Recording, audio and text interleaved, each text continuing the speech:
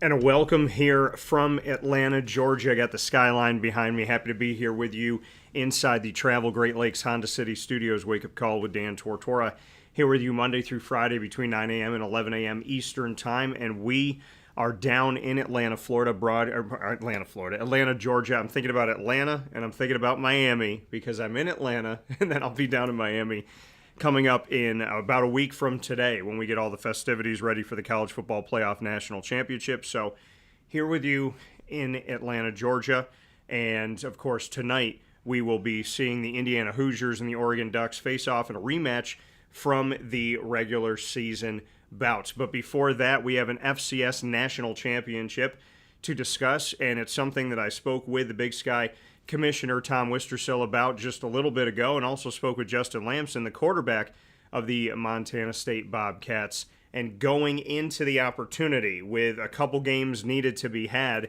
And now here we are talking about Montana State as national champions for the first time in 41 years, and the Big Sky Conference is where they call home. So we'll get into that with Tom in just a moment. And then we'll have the annoying moment of the week, proudly presented by Carvel, DeWitt. Lead, learn, evolve, ad-lib, and deliver for the acronym. Proudly presented by Chick-fil-A Cicero, the top dog of the week from Canine Kamp Dog Daycare. And we'll announce our Central and Upstate New York High School Player of the Week, proudly presented by Myers Creek. You're with us up and down the East Coast, the Midwest, the West Coast, and all around the globe on Wake Up Call with Dan Tortora. Thanks for being with us on YouTube.com and Facebook.com, both /Wake Up Call DT.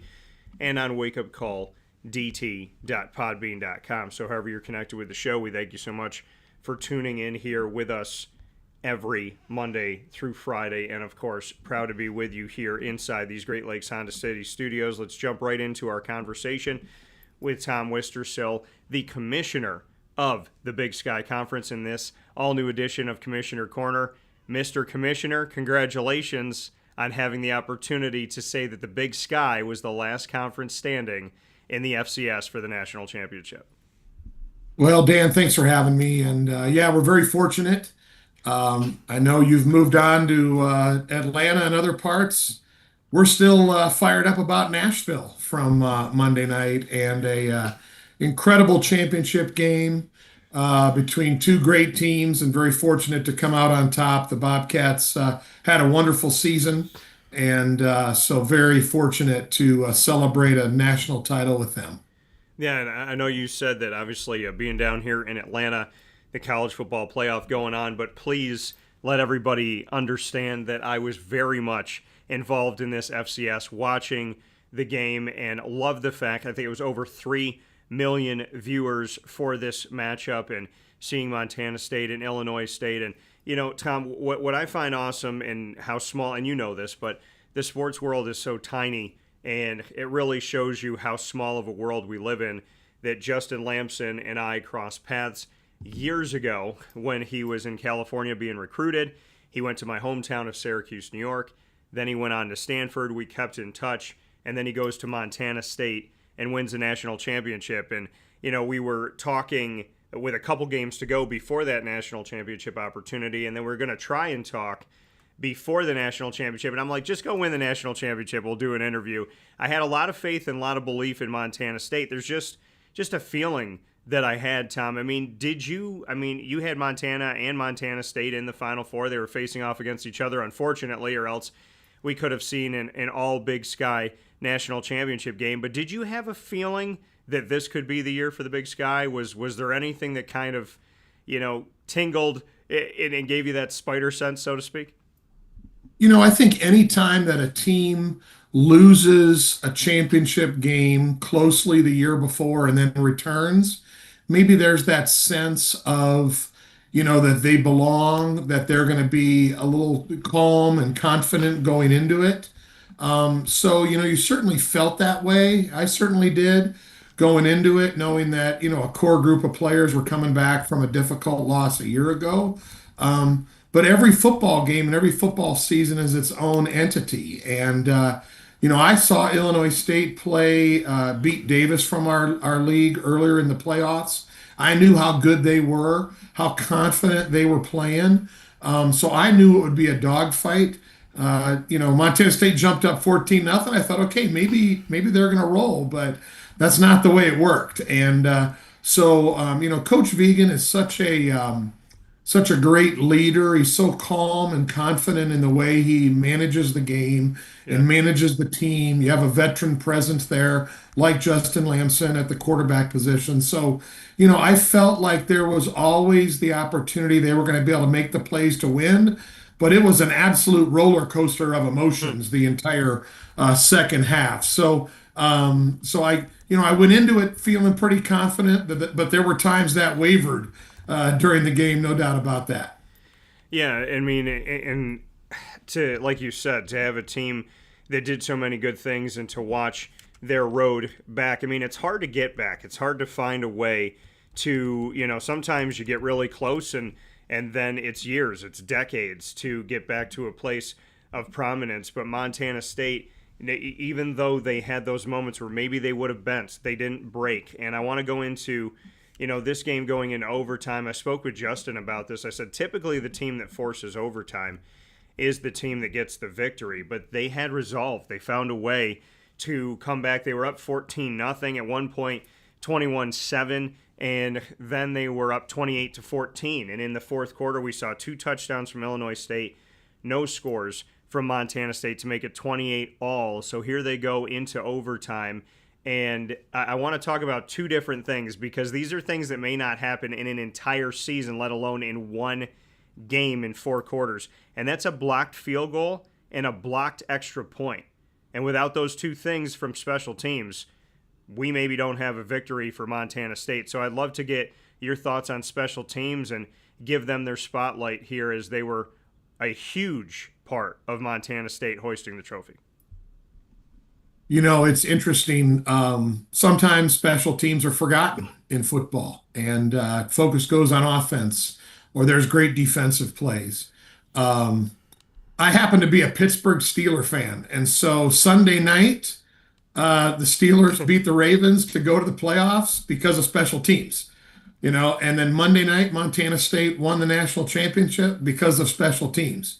Last night, I'm watching Miami win, and there were some field goals missed by Ole Miss. And, special teams means so much in football. Often it's forgotten. Good coaches never forget it, always have a plan. There was a moment in that game and it's that way in every football game. Head coaches have to make really quick decisions that can determine the outcomes of games. Right. Illinois State's coach, Brock Spake, great coach. He had to make a really difficult decision with a minute left in the game. Does he go for it on 4th and 1? Does he kick a field goal? He chose to kick a field goal. Montana State blocks it, has a chance to maybe kick a field goal. They make a couple mistakes, then it goes to overtime. And they scored. I don't remember if it was the first or second play of overtime. They scored, and it looks like wow, Montana State's really on their heels, and then they blocked the extra point. So you just never know when those situations are going to arise, and that's why I think one thing I've really enjoyed being around Coach Vegan's team is his focus on the next play. Who's going to make the next play? Forget about yesterday. Forget about a minute ago. Who's going to make that next play? And they made those plays, whether it was blocking those kicks or the 4th and 10. I mean, there were just individual moments there where players stepped up and made a play. You don't know when that's going to happen in a football game, but every close game has those moments. And I give those players from Montana State and those coaches a ton of credit for rising to the occasion when they most needed it, and it decided the outcome. Yeah, no, absolutely. And you talk about that 4th and 10. We go into overtime. Illinois State has the ball first. They score, and they miss their extra point. It gets blocked. And so here we are with 4th and 10. It all comes down to this. Justin Lamson, who I brought up before, ice water in his veins, steps back, and he said it's a cover 0. They're sending all these guys at me. He drops back. Immediately there's pressure on the left side. There's some pressure coming from the right. And after hiking the ball in a split second, he looks over and he just launches it. He lets it fly into single coverage. And he said to me, he goes, listen, I was on the ground. I didn't know what happened. He's like, a lot of times quarterbacks are on the ground. We just wait to hear the fans. And he heard all of these cheers, touchdown for Montana State. And here comes the extra point, 35-34 overtime victory. Bring me into your body. I want to be in your heart, in your mind, in the world of Tom Wistrcill on 4th and 10, a drop back and a prayer that gets launched to the left side of the end zone. Well, as I mentioned before, a roller coaster of emotions for all of that last few minutes in the fourth quarter and overtime. Because you think that, you go to overtime, they score quickly, and you're like, oh, all the momentum's on Illinois State's side. Yeah. Then you block the extra point, and you're thinking, God, you score and you kick the extra point, we're the national champs. And then, all of a sudden it's fourth down. I found out after the game, talking to Coach Vegan, that they ran the same play out of a different formation on second down. He did not throw it to Taco Dollar and went to another receiver, incomplete. Then they get a penalty. Now all of a sudden it's 4th and 10. And the offensive coordinator really liked that play. And I listened to you talking to Justin and him knowing he was going to go to Dollar because of, as you said, they got the cover zero going on. And he trusted that his guy was going to be there. Yeah. So you just don't expect, in my mind, I'm thinking 4th and 10, what are the chances? Yeah, they could get a first down on the 3-yard line, but really they're going to the end zone. And so fortunate enough to make a great play. He trusted that Taco would be there, throw it to the corner, and then all of a sudden the momentum flips from, I can't believe it's 4th down and all this, we're going to lose the game, to, wow, we kick an extra point, we're the national champs. Yeah. And so then you just take a deep breath, and it was very, the cheers went up for the celebration of the touchdown to this kind of calm, okay, we can do this, just kick the extra point, and then absolute elation. 41 years of frustration for those Montana State fans erupted in that stadium. The NCAA does a great job of, and they said it, multiple times on the intercom, for 5 minutes, they're going to put 5 minutes on the clock after the game ends, and then fans can come on the field. So you have this 5-minute celebration of the team, administrators, and all of us kind of hugging each other, to them setting the stage up, and then the entire crowd, I think there were 18,000 Bobcat fans there, coming onto the field, and so many people, I remember telling people I saw 30 to 40 guys my age, mid-50s, 60, just big elephant tears coming down their face, celebrating the fact that they'd finally won a national championship. And to me, that's what this is all about. And it was so much fun to see those players with their families, the coaches with the families, the alums celebrating there. To me, that's what college sports is all about, and it was an incredible moment. Yeah, and I love and I appreciate you, painting that picture, and what you said about the NCAA about having essentially a holding period so that the players and the team and the coaches can celebrate, and then you bring the fans on. Also helps with safety, so that's a huge piece of it as well. I want to talk about something that I saw you do on social media, and Tom, that we've built our relationship over the years, and I always love your time. Felt terrible this morning that you were even waiting a second, because I value our bond so very much. And so there's something funny that you did on social media, and it's I don't know if you've done this everywhere, and if you have, then I really want to dig into it. But you did the obstructed view seat. So bring me into that, because I thought that was pretty cool. So campus football team, Mike's a good friend. I see him a lot at different places.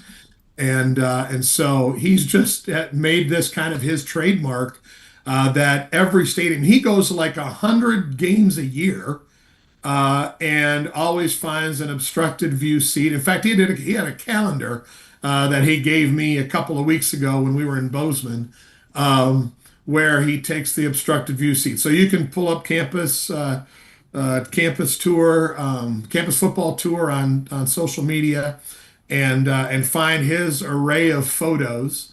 So when we got to the stadium, our media relations director Tyson Rogers came to me and said, "Hey, would you do the photo with Michael Yeah. in Vandy's new stadium?" I was like, "Sure, we can have some fun with this."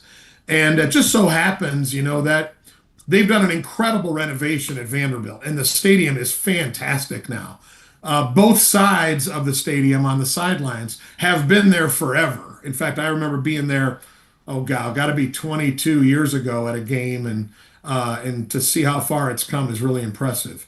But yeah, so he said, let's go find this corner there where you can only see about a third of the field. And so he took a picture of me and posted it on social media. I reposted it. Tyson took a picture of him taking a picture of me, and then we reposted that, had some fun with it. So, to me, it's all about college sports is supposed to be fun. Yeah. And yes, all of us take this really seriously. It's our job, it's our career. But nonetheless, it's still entertainment. It's still young people living out their dreams, playing college sports. So let's have fun with this. And so to me, that's what this is all about. I'm happy to partake in those types of things. Yeah, and like you said, I mean, it's all about the fun of it. And and we've talked about this before, the theme of it. I don't see any difference. I don't look at Justin Lamson any differently at Syracuse, Stanford, or Montana State. I don't look at the Big Sky or the FCS different than what I'm doing down here with Oregon and Indiana in the college football playoff. Ball is ball to me. And I am so moved by what the FCS does. I love their 24-team format. I've talked about it. I've had other people defend it. And, Randy Edsall, longtime coach, came on here and defended it. Spoke with other people within the college football playoff world about the 24-team. And I just think the FCS does it so well.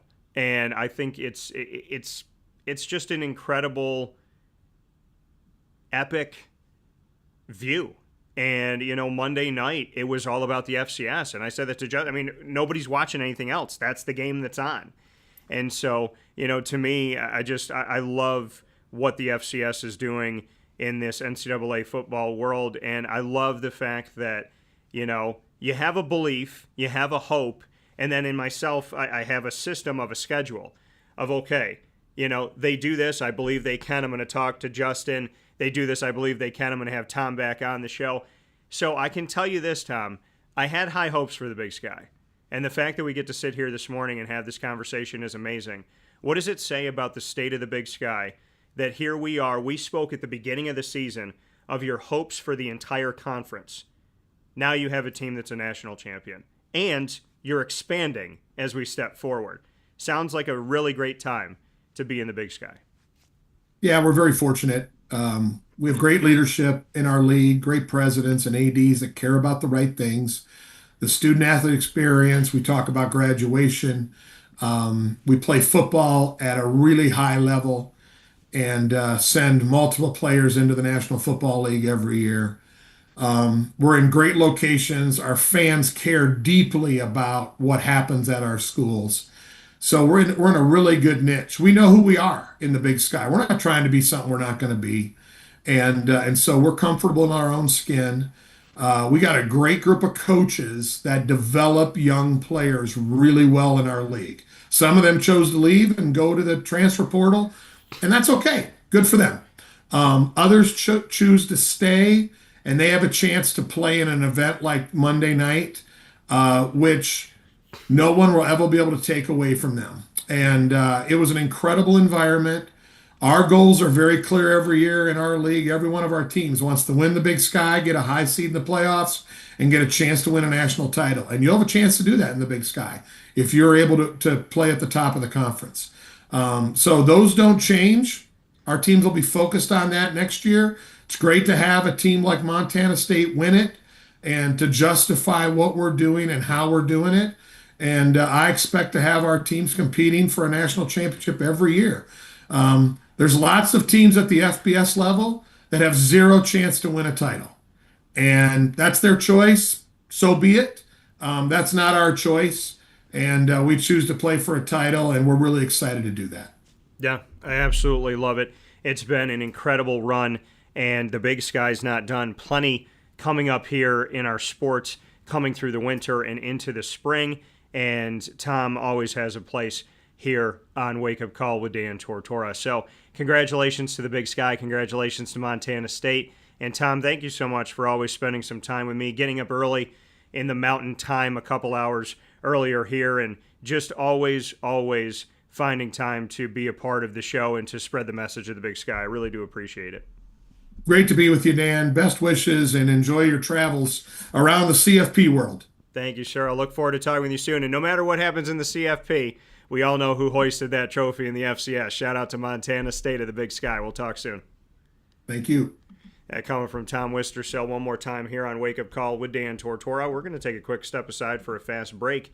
And when we come back inside the Great Lakes Honda City Studios, we will have the annoying moment of the week for you. We kind of pushed everything a little bit farther down the line so that we can make sure to have Tom this morning. I wanted to have the skyline behind me, so I know it's a little bright in here, but I just thought it was way too beautiful to be here in Atlanta and not show Atlanta behind me. So let's have some fun here as we are down in Atlanta for the college football playoff and keeping eyes on the FCS, celebrating the national champion Montana State Bobcats of the Big Sky, who hoisted their trophy 35-34 over Illinois State and the Redbirds in Nashville, Tennessee for the 2025-26 FCS title for NCAA Division I AA football.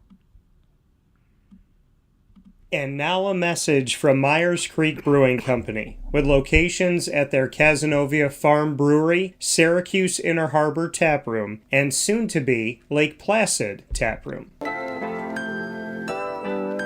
Well, I think first and foremost, the Feldmeyer family and our team are extremely passionate about what we do. We care very much about what we do. The Feldmeyer family is always investing. Our taproom management team, our brew management team, our marketing management team, and all of the team members that get after it every day, they leave it on the field. They put their heart and soul into it.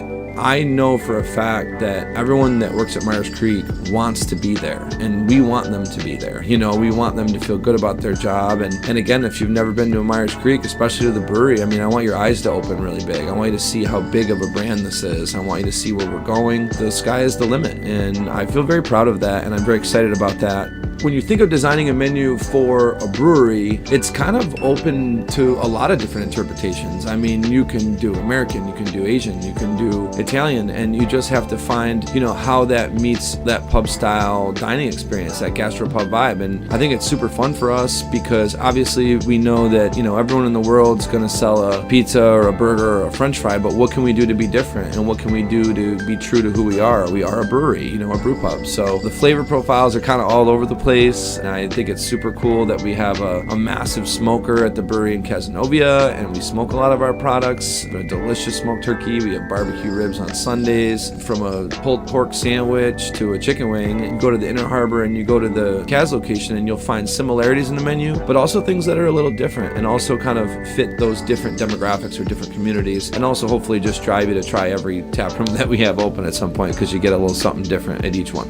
We understand how hard it is to, work every day and get after it every day, and when you're done at the end of your day, you want to go out and put your feet up in a good ambiance and good environment. So we take pride in that. We make sure that everyone knows that they're very much valued to us.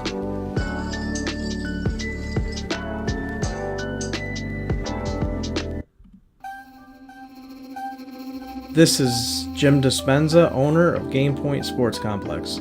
You hear the same story across any sport that kids play and any sport that adults play. There's never enough places to play. That was definitely true with volleyball, definitely true with basketball. Could be cheerleading, it could be field hockey, which is what we're seeing now. Every sport has a lack of places to play, and I think Syracuse in particular is a place where it's really bad. Despite the fact that we've got a lot of athletic talent around here, We just seem to have not enough places for people to play, and they're going to different places. They're going to Rochester, they're going to, Buffalo. They're going all different places because we don't have the place here, and I felt like that should change. This was a long project from planning all the way through execution to opening the doors. A lot of work went into it, obviously, a lot of money, a lot of resources, and the dream always was kids being in the gym, having a good time. I've always felt like sports is the most unfiltered joy that you can observe with people that people can experience, because it is fun, it is a sense of accomplishment, it's all of that wrapped into one thing, and so watching kids going up and down the court with big smiles on their faces has been just amazing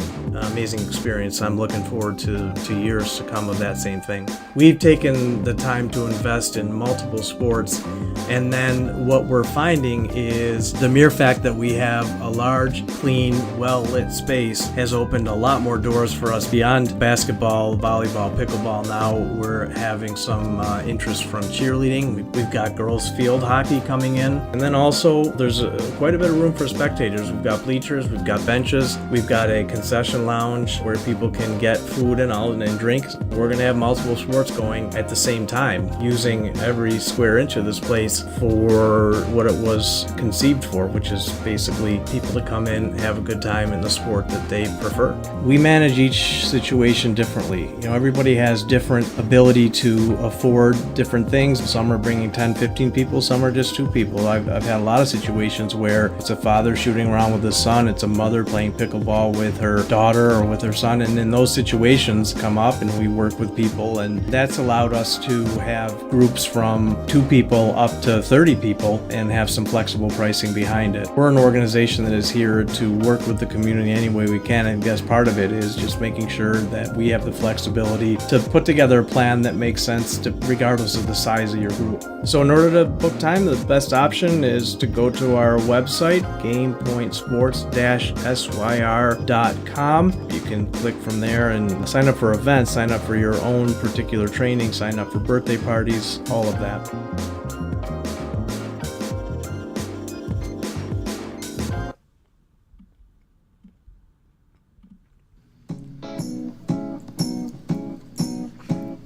In these unique times, there are those in our community that give us a sense of normalcy and positivity. Pizza Man on 50 Oswego Street in Baldwinsville has been here for you for over 35 years and is here now.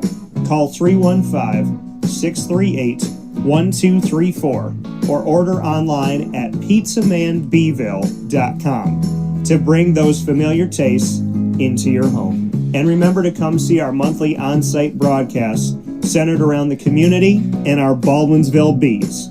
Pizza Man in Baldwinsville. Any way you slice it, they are always here for you.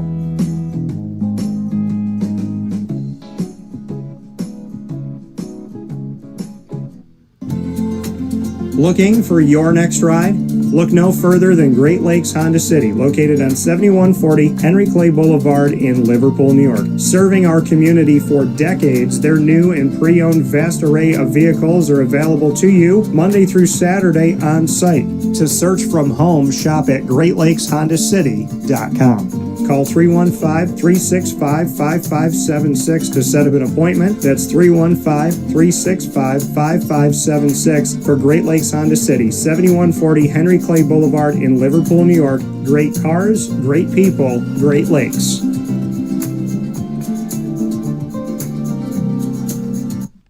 And a welcome back here to Wake Up Call with Dan Tortora, where sports truly meets that thing called life. We appreciate you being here, hanging out with us inside the Travel Great Lakes Honda City Studios. As you can see behind me, we have the skyline of Atlanta, Georgia, as I am here in Atlanta for the college football playoff. And we are in the semifinal round. We know that Miami defeated Ole Miss last night in an instant classic back and forth, 31-27 to get the victory. And now tonight we have a rematch between the Oregon Ducks and the Indiana Hoosiers. The only loss of the season for Oregon was to Indiana in Eugene, Oregon, 30-20. Indiana has not lost a single game, winning the Big Ten championship and winning 2 games after sitting out the first round of the college football playoff as the number 1 overall seed. They won against Alabama in the quarterfinals in the Rose Bowl, and Indiana now has the opportunity to play here in the semifinals to see what they could do. So they only won 1 game, actually. I'm sorry about that. So in my head, Indiana's already won 2 games in the college football playoff, but no, they didn't have to go in the first round, and then they went in the quarters, and now here they are in the semis against Oregon. So we know that Miami's going to play in this upcoming game, and we're going to be talking about the college football playoff as we go through our signature segments, the annoying moment of the week, lead, top dog of the week, and, of course, the player of the week. We'll be putting it through. So let's jump into the annoying moment of the week here on Wake Up Call with Dan Tortora, where sports meets life. Dan Tortora proudly brings you... Is that for real? Are you kidding me? The annoying moment of the week. I really, honestly, I don't know how to respond to this. Presented by Carvel, DeWitt, 4322 East Genesee Street. It's what happy tastes like. Do you have to be that crazy? I guess so. The annoying moment of the week, probably presented by Carvel DeWitt, 4322 East Genesee Street in DeWitt, New York. It is the longest standing Carvel in the entire nation, so get yourself over to Carvel DeWitt today, and I have an all-new Sunday that's going to be unveiled there this month here to start off 2026. So make sure you stay tuned and stay close to know exactly when you can go and buy my Sunday that's going to be coming to Carvel in DeWitt. We've had different iterations, and this is an all-new Sunday, totally different than anything I've ever unveiled at Carvel DeWitt, and I'm very excited to bring that to you, so make sure you stay close to find out, like I said, when you can get that Sunday for the first time. My annoying moment of the week, it's got to be people not caring about people. Being on a plane, and it used to be that when you're on a plane, whatever row you're in, when you're getting off the plane, when you're deplaning, row 1 goes before 3, 3 goes before 17, 17 goes before 41. Now, if somebody has to catch a flight and you want to be a good Samaritan and whatnot, you can let somebody go. But typically, you deplane by row, right? 1, then 2, then 3, then 4, then 5, then 6, then 7, and so on and so forth. But we're living in a world now where people are so selfish that I have to grab my bag, be ready to get out there. I gotta know where my bag is overhead. I gotta get my bag from underneath. I gotta get all my stuff with me. I gotta try and get my book bag on my back while I'm sitting in this tight little space. Then I gotta look up and make sure that I know exactly where my bag is, so I can grab that other bag, so I can get everything and charge out of there. Because if I don't move in a split second, somebody's gonna go in front of me, and somebody did that yesterday. And I'm sitting here thinking to myself, like, if I'm in row 20 and you're in row 21, wait a friggin' second. Just a second. It's going to be okay. It's going to be all right. Just wait a second. And the girl didn't even have to go anywhere. She had hours. I think she said she had 2 hours before her next flight. So I don't understand that people can't just be patient or think of somebody else just for a second. Just give it a minute. It's not that hard. And, I witnessed this so many times in traveling of I could have got on a flight and I was flying standby and this one woman was doing everything in her power to get me on and she couldn't get it to go through. And the lady there was another lady working the flight who stood there and just stared at me. Didn't bother to help. Didn't bother to do anything. Didn't care.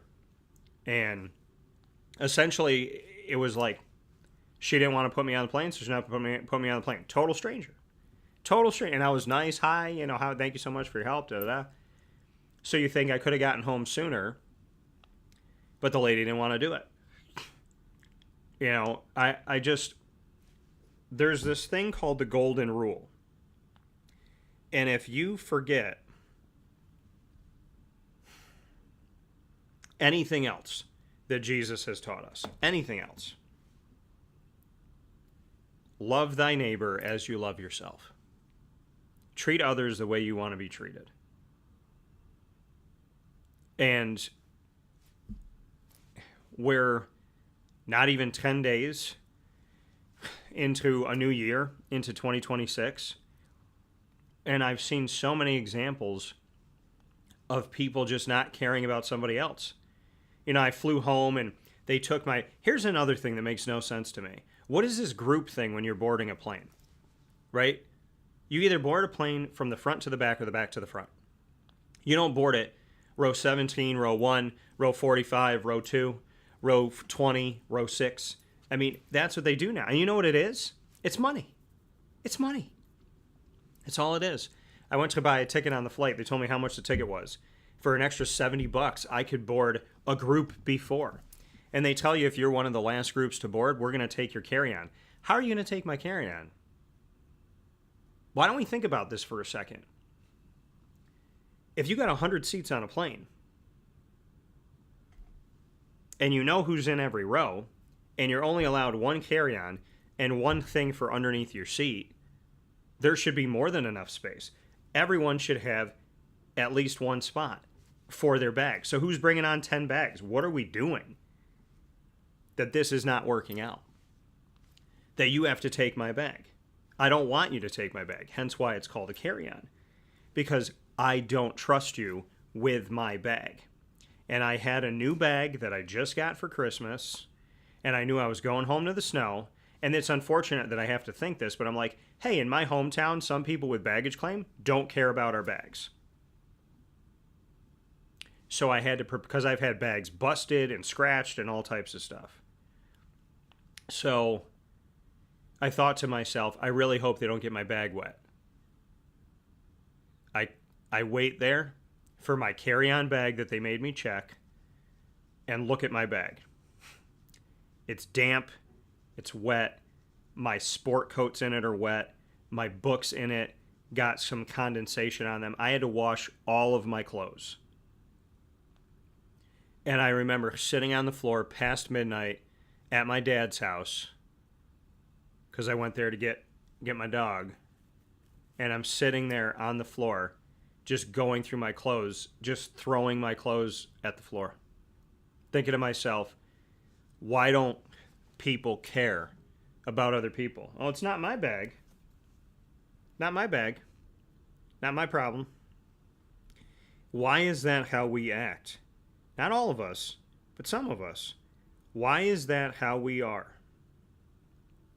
Why is that the thing that we choose to do? If it's not my bag, if it's not my kid, if it's not my this, if it's not my that, then it doesn't matter. Why does it not matter? That's really my annoying moment of the week. Why do you stand there and not help me get on my flight? Why do you drop my bag in water and don't even bother to address it? If I drop somebody's bag in water, I would present that bag to the person myself and apologize. Even if they screamed in my face. Because at least it shows I have a heart. At least it shows I have a conscience. Why am I jumping in front of somebody to get off a plane, especially when I have hours before my next flight? Why do people have to rush and rush and rush and rush? Why do I have to rush out of my seat so that the person 3 rows behind me doesn't pass me? Why can't we all just take a deep breath and think about the next person? Why is that difficult?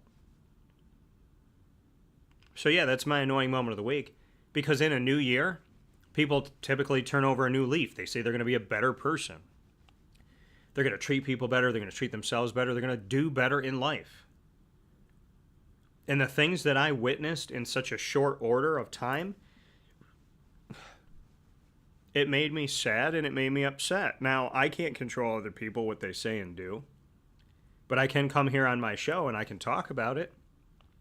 Maybe reach your heart. Maybe reach your mind. Maybe make you think. Maybe you're the person that dropped my bag. And maybe this is the moment where you say, hey, you know what? I got to be more careful with bags. I got to think more about other people. Maybe I don't have to jump over somebody getting off a plane. You know, and it used to happen here and there, But it's really sad to be on a plane now, to sleep, try and catch up on some rest, and to wake up, and as soon as we land, I got to get everything together, and I have to be ready to move. Because if I slide out of my seat a half of a millisecond too late, the 3 rows behind me are gone. Where's the etiquette in that? Where's the common human decency? You're in row 26, I'm in row 25. Let me get up, grab my bags, and go. It's going to be okay. You know? I just don't get it. I don't get it. Why we're focused on, I got to get my drink, I got to go to the gas station, I got to fill up my car, my, me. Why? Why? Why is it all about you? A world that thinks it's all about them, that's what you get. That's why America is what it is right now. Nobody can go fast enough. Nobody can do enough. Nobody can get you enough. There's never enough money. There's never enough followers. There's never enough. Why? You know, there's no social media followers in heaven. Only followers of God. And He's undefeated. You know, there's no money in heaven. There's no hierarchy of who matters and who doesn't. So I want this world to exemplify heaven. Everyone is treated with dignity. Everyone is shown love. And the fact that somebody can just go and hurt somebody, especially a total stranger, you have no idea what's going on in somebody's life. You have absolutely no idea what's going on. So, my best advice, because I always like to spin the annoying moment of the week into a positive, and I apologize for any time that we didn't hear because that was always the meaning of it. My best advice, treat somebody else's stuff like it's your stuff. Treat somebody's food like it's your food. Treat somebody getting out of a plane like you'd want someone to treat you. Hold a door like you'd want a door to be held for you. Say thank you and please like you'd like someone to have manners with you. Be respectful just like you want to be respected. This world is so much better when we do it together.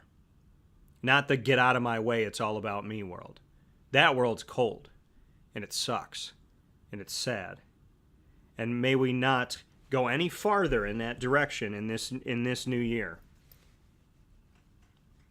May 2026 be a year where we are better, not worse, kinder, compassionate, giving, loving. May we bear fruit and not just steal from other people's trees. This has been the Annoying Moment of the Week, proudly presented by Carvel, DeWitt, 4322 East Genesee Street in DeWitt, New York. Don't let the cold weather fool you. Carvel is open 7 days a week and every season of the year on 4322 East Genesee Street in DeWitt, New York. And it's really cool to talk about Carvel since the headquarters down in Atlanta, Georgia, and I'm down in Atlanta right now. So shout out to that full circle moment. God bless to Carvel, and Wake Up Call will be back from the Travel Great Lakes Honda City Studios from Atlanta, Georgia, as we are live on site, on location, broadcasting with the Atlanta skyline behind me for the college football playoff matchup coming up in the Chick-fil-A Peach Bowl tonight at 7:30 p.m. Eastern Time, Friday, January 9th, between the Oregon Ducks and the Indiana Hoosiers in a rematch of their game in the regular season that went to Indiana 30-20 on the road in Eugene, Oregon. They're now both here in Hotlanta with an opportunity to see who's going to the national championship to face off against Miami. We'll be back right after this. Here's a message from Renee from Bryan's Landing, located on 6523 East Seneca Turnpike in Jamesville, New York. Open Tuesdays and Wednesdays for dinner, Thursday through Saturday for lunch and dinner, and Sundays for brunch. It's a lot like the way that my mom and dad ran their restaurant. We have put in place a lot of people that are family to us, very similar to how my dad hired people that were family to him. And then the tradition I'm carrying on is a lot of the items that are on our menu are my dad's. And he taught our chefs how to recreate his dishes. So I think that Tommy McNerney, who our executive chef is, to him it is an art. And I think that when he does create a dish, it's not just about making the food taste delicious, which is definitely our priority, but it's an art to him, and it's almost like his canvas on a plate where he just wants the colors to look great, and people love it because he takes pride in that. And Brian and I appreciate that. We want it to obviously look good and taste good. I will tell you, when we opened up, it was 6 weeks before COVID. And what was amazing was the community, our friends and family stepped up, and everybody did takeout. Everybody supported us. Our hearts were just so filled. So to Brian and I, obviously our friends come all the time, and we just have repeat customers in Jamesville, and I think people going to our previous restaurant in Green Lakes are making the trip to come to Brian's Landing to support us. And I mean, I think we have great food and a great atmosphere. So it's very, very important to us. Head to Brian's Landing, located on 6523 East Seneca Turnpike in Jamesville, New York, where memories have become recipes that are now meals to share with you. Tuesdays and Wednesdays for dinner, Thursday through Saturday for lunch and dinner, and on Sundays for brunch. And be sure to come out for live music Friday, Saturday, and Sunday.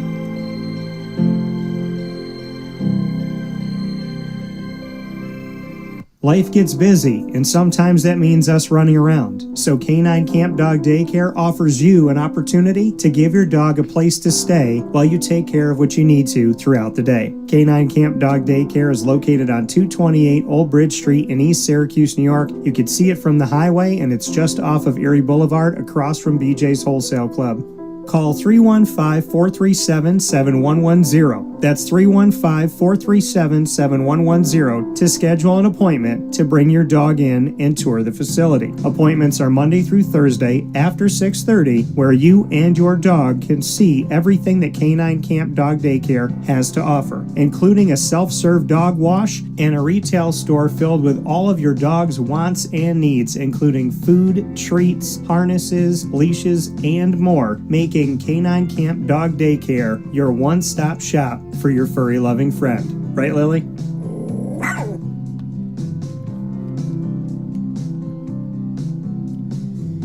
And a welcome back here to Wake Up Call with Dan Tortora, on site, on location in Atlanta, in my coverage of the college football playoff. I have been with you through the college football playoff for many years and had the opportunity to be on the road a lot last season and, of course, this season. And in the quarterfinal round was down in the Dallas-Fort Worth area in Arlington, Texas. That's all kind of, one area of the great state of Texas. And I was down there for the Goodyear Cotton Bowl Classic, and then over to Miami, Florida for the Capital One Orange Bowl. Between the two bowls, I had less than 12 hours time, and from my hometown of Syracuse, New York, to Dallas, Texas, or to Arlington, Texas, then to Miami, Florida, and back home to Syracuse, New York, over 4,287 miles in less than 72 hours, and less than 12 hours, like I said, between coverage of both games.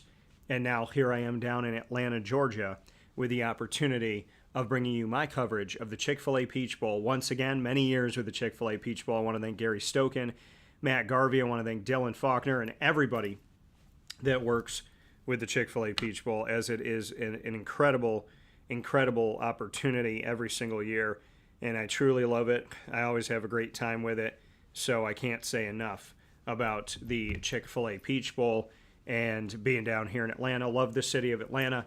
Got to go to my favorite nacho spot, Tin Lizzie's, so shout out to them. And now I have the skyline behind me as we go live on site, on location.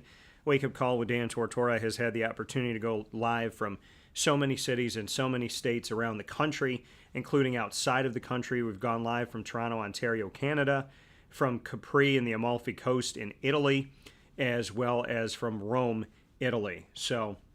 And we've done some broadcasts and shared video from the Bahamas, as well as Tortora, Italy. Yes, there is an Italy that is in Tortora is in the Calabrian region, and so there is a place in Italy that shares my last name. So we got to air those broadcasts, as well as from Mexico and, like I said, from the Bahamas. So I want to thank the Almighty God for making it possible to not only do what I love and love what I do every day, but to do it live, on site, on location, like we're doing right now from Atlanta, Georgia. And I've never gotten to have a backdrop like this, so here we go, 2026, making history. I have a fantastic backdrop here, fantastic views, and we get to share this with you on Wake Up Call with Dan Tortora, with Atlanta right behind me, and of course, this city with a giant circle around it, giant spotlight, as the next team to make it into the College Football Playoff National Championship is going to come out of Atlanta tonight between the Oregon Ducks and the Indiana Hoosiers. From these Great Lakes Honda City studios on the road, make sure you get on the road with your next vehicle from Great Lakes Honda City. Go to greatlakeshondacity.com to check out their inventory. You can buy and lease, and they have new and used vehicles waiting for you on 7140 Henry Clay Boulevard in Liverpool, New York, and always online at greatlakeshondacity.com. It's time to jump into Lead, Learn, Evolve, Ad-Lib, and Deliver is the acronym, and always happy to have Lead here with you, where sports truly meets that thing called life. Today's topic for Lead, happy is as happy does. What does that mean, Dan? Well, what that means, when I was sitting here trying to figure out what topic I wanted for Lead today, and speaking of Atlanta, Georgia, Chick-fil-A also down here in Atlanta, and we're very proud to work with Chick-fil-A and to help with the opening broadcasting and partnership and promotion of Chick-fil-A Cicero, Chick-fil-A Clay, Chick-fil-A Watertown, and Chick-fil-A DeWitt.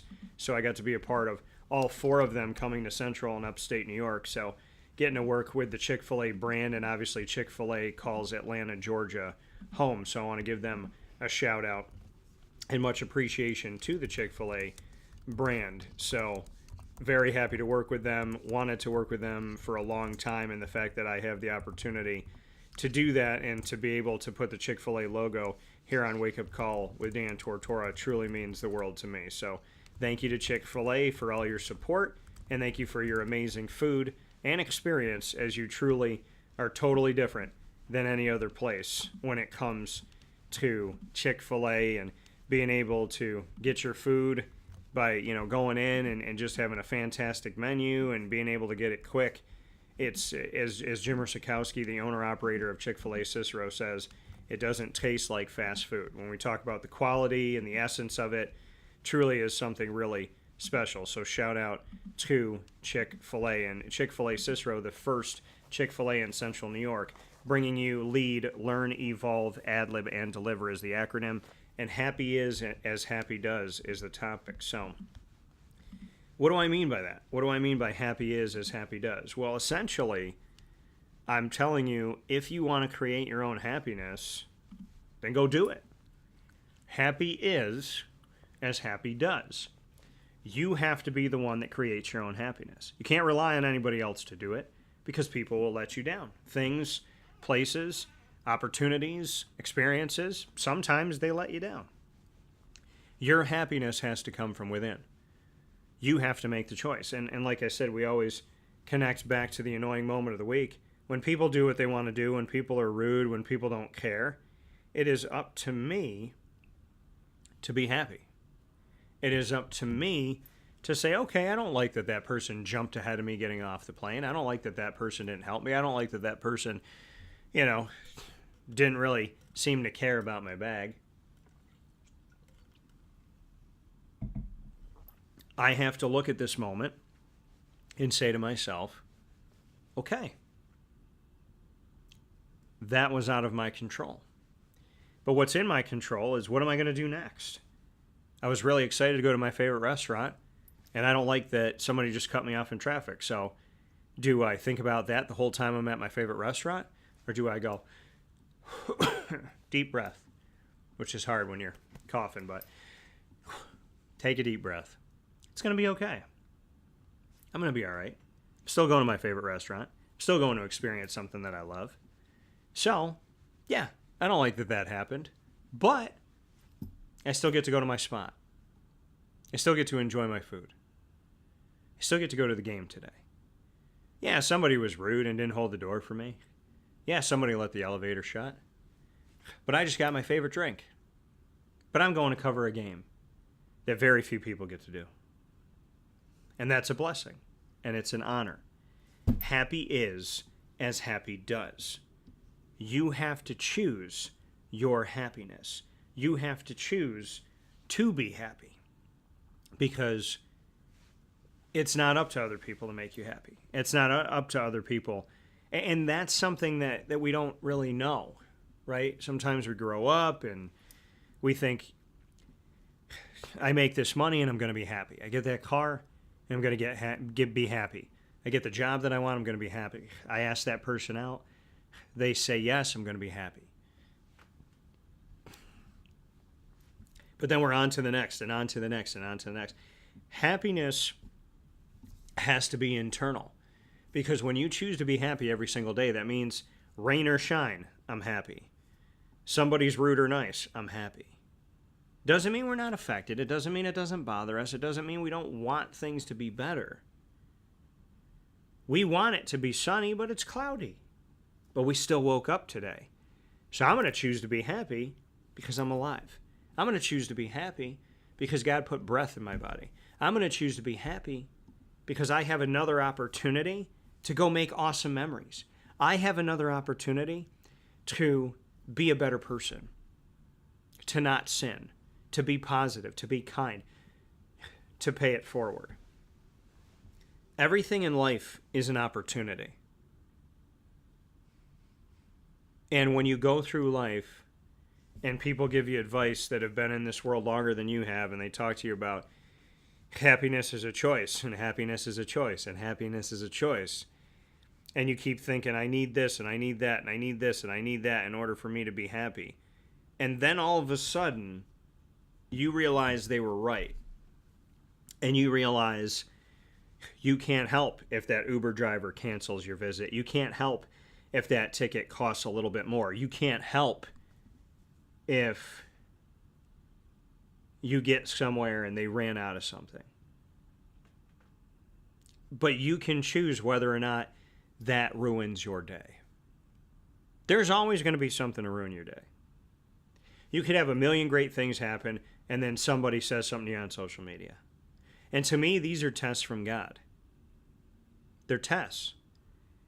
Remember how I said in the annoying moment of the week, that in the beginning of 2026, in less than 10 days, I've seen a bunch of people be selfish and do things that I wouldn't do and act in a way that I wouldn't act and treat people in a way that I would not treat people.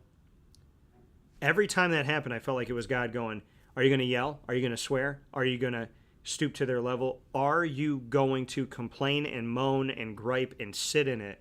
Or are you going to say, God, thank you for my life. Thank you that I'm not that way. Help me to be better. Help me to help them. And I pray that they find you and they treat people nicer. But no matter what they do or say, may I continue to be good, continue to thrive, continue to affect people in a positive way. Use me as a vessel for your love. Use me as a way to show the world the goodness of God. There was many times I failed in these first 10 days because something would happen and my response was negative. My response was to worry, was to sit in it, was to fret about it, was to complain about it, was to talk about it and spend energy on it. Happy is as happy does. You're not going to be happy if you keep complaining, if you keep focusing on the negative. You can't be. There are people that have everything in the world that you want, and they're still not happy. Because it's not about things. It's about a focus. It's about a desire to continue to be positive even when it's hard. You think, most people can be positive when life is easy.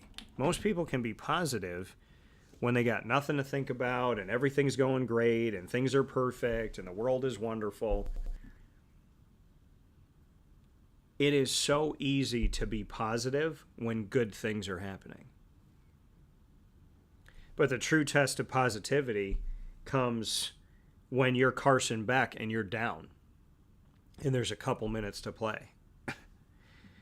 The true positivity comes when you're Chambliss and your team goes down and has to fight back and goes down again and has to fight back.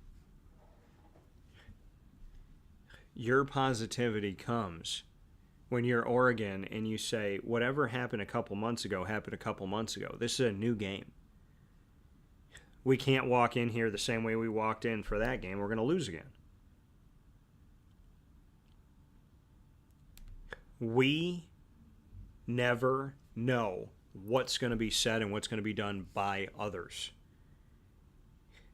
But when I choose to be happy and I walk out that door into the world, that means no matter what anybody says or what anybody does, I'm still Dan Tortora. I still love God. I still love me. I still love my life. I still love my opportunities.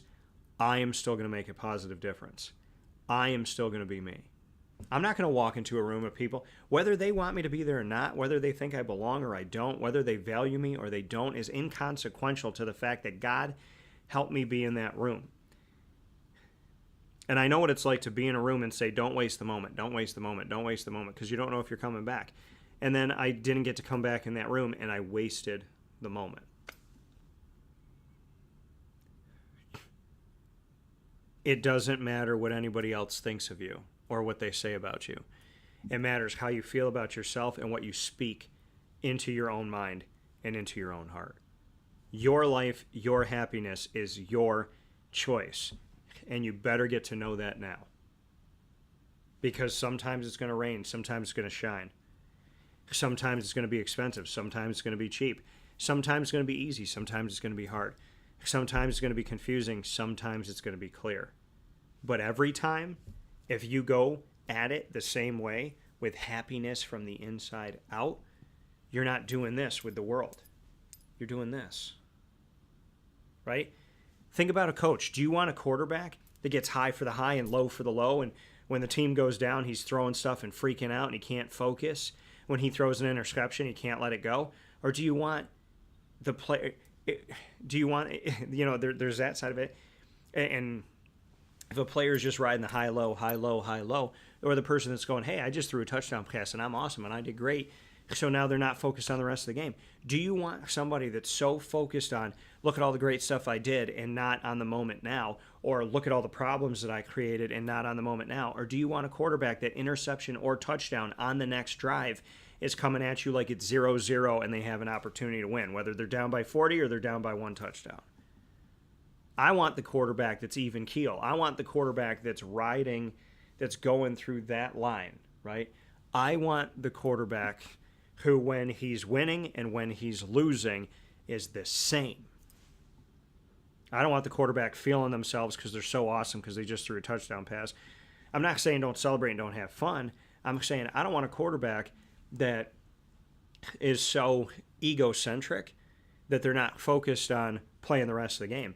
And I don't want a quarterback that is so depressed and down of the mistake that they just made that they can't bounce back in the game.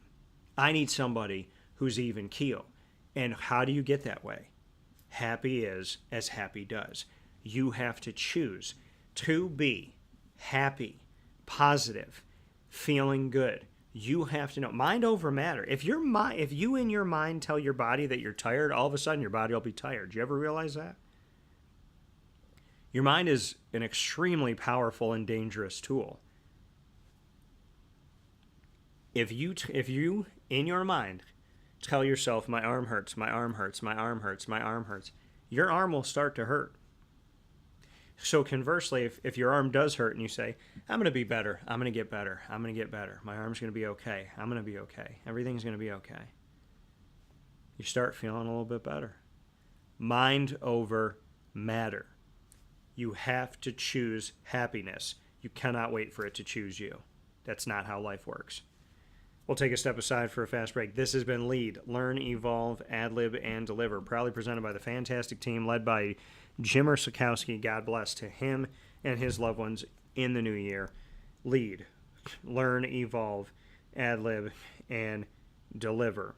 proudly presented by the wonderful team at Chick-fil-A Cicero. We'll be back inside the Great Lakes Honda City Studios as Wake Up Call comes to you live on site, on location. I love these moments where we get to go live from cities, states, and countries all over the world. Wake Up Call is live right now from Atlanta, Georgia. We'll be back after this. Avicoli's restaurant, located on 7839 Oswego Road in Liverpool, New York, has been serving our community for decades. Your place to go for home cooking on the corner of Route 57 and Wetzel Road is just minutes from Liverpool High School. And every single month, Wake Up Call with Dan Tortora is on site, on location, with Liverpool sports, student athletes, coaches, and administration telling their stories throughout the year. We look forward to seeing you on site at Avicoli's for their casual pizza side, their fine dining, as well as their bar. And of course, you can order online at myavicolis.com. That's myavicollis.com. For takeout, delivery, and catering, call 315-622-5100. That's 315-622-5100. Come on in to the neighborhood spot Avicoli's, open 7 days a week in Liverpool, New York.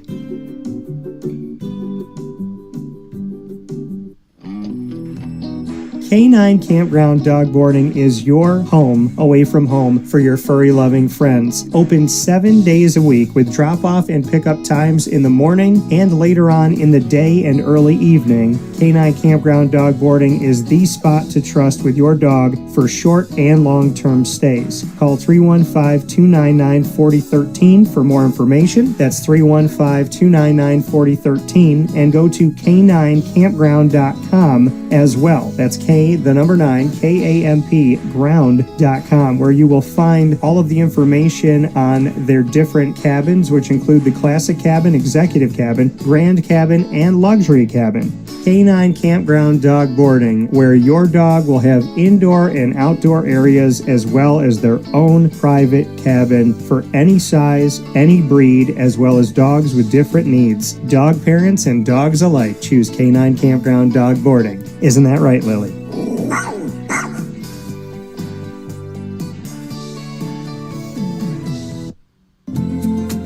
Looking for your next ride? Look no further than Great Lakes Honda City, located on 7140 Henry Clay Boulevard in Liverpool, New York. Serving our community for decades, their new and pre-owned vast array of vehicles are available to you Monday through Saturday on site.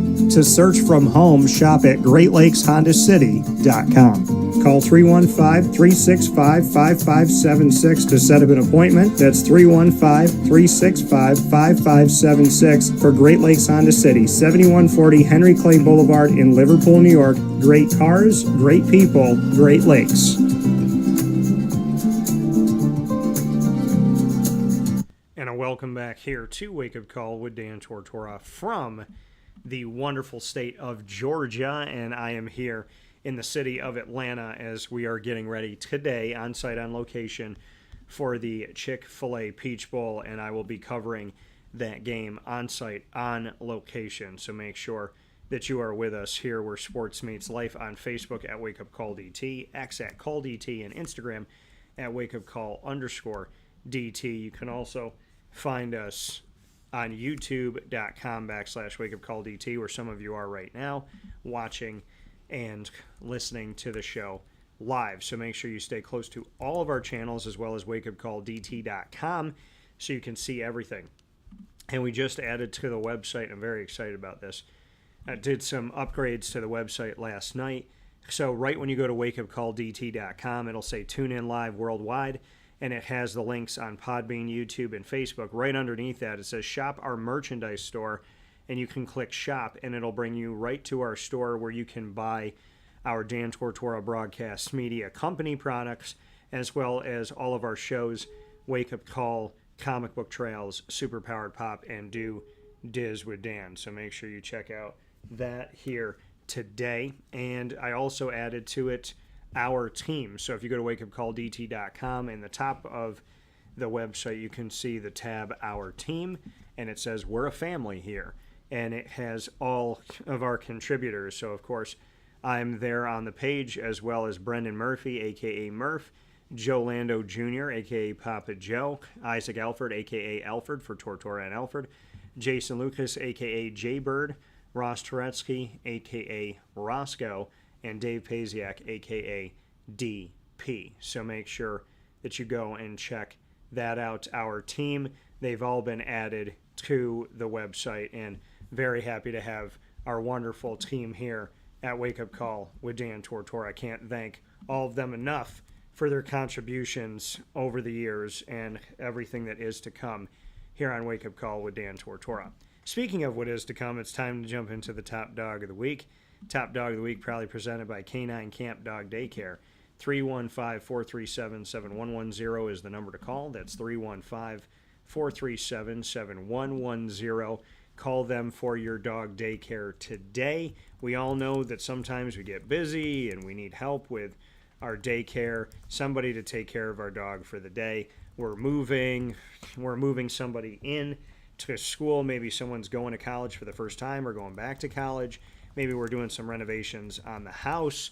Maybe we're buying a new house, moving from one apartment to the next. Whatever it may be, we have to take some time, right, to make sure that our dogs are safe and sound. And sometimes that means getting them outside of the apartment or outside of the house and having somebody watch them for a little while. There's no one I trust more than, when it comes to daycare, than over at K9 Kamp Dog Daycare with Lorraine and Chad and the crew. So make sure you head over to 228 Old Bridge Street in East Syracuse.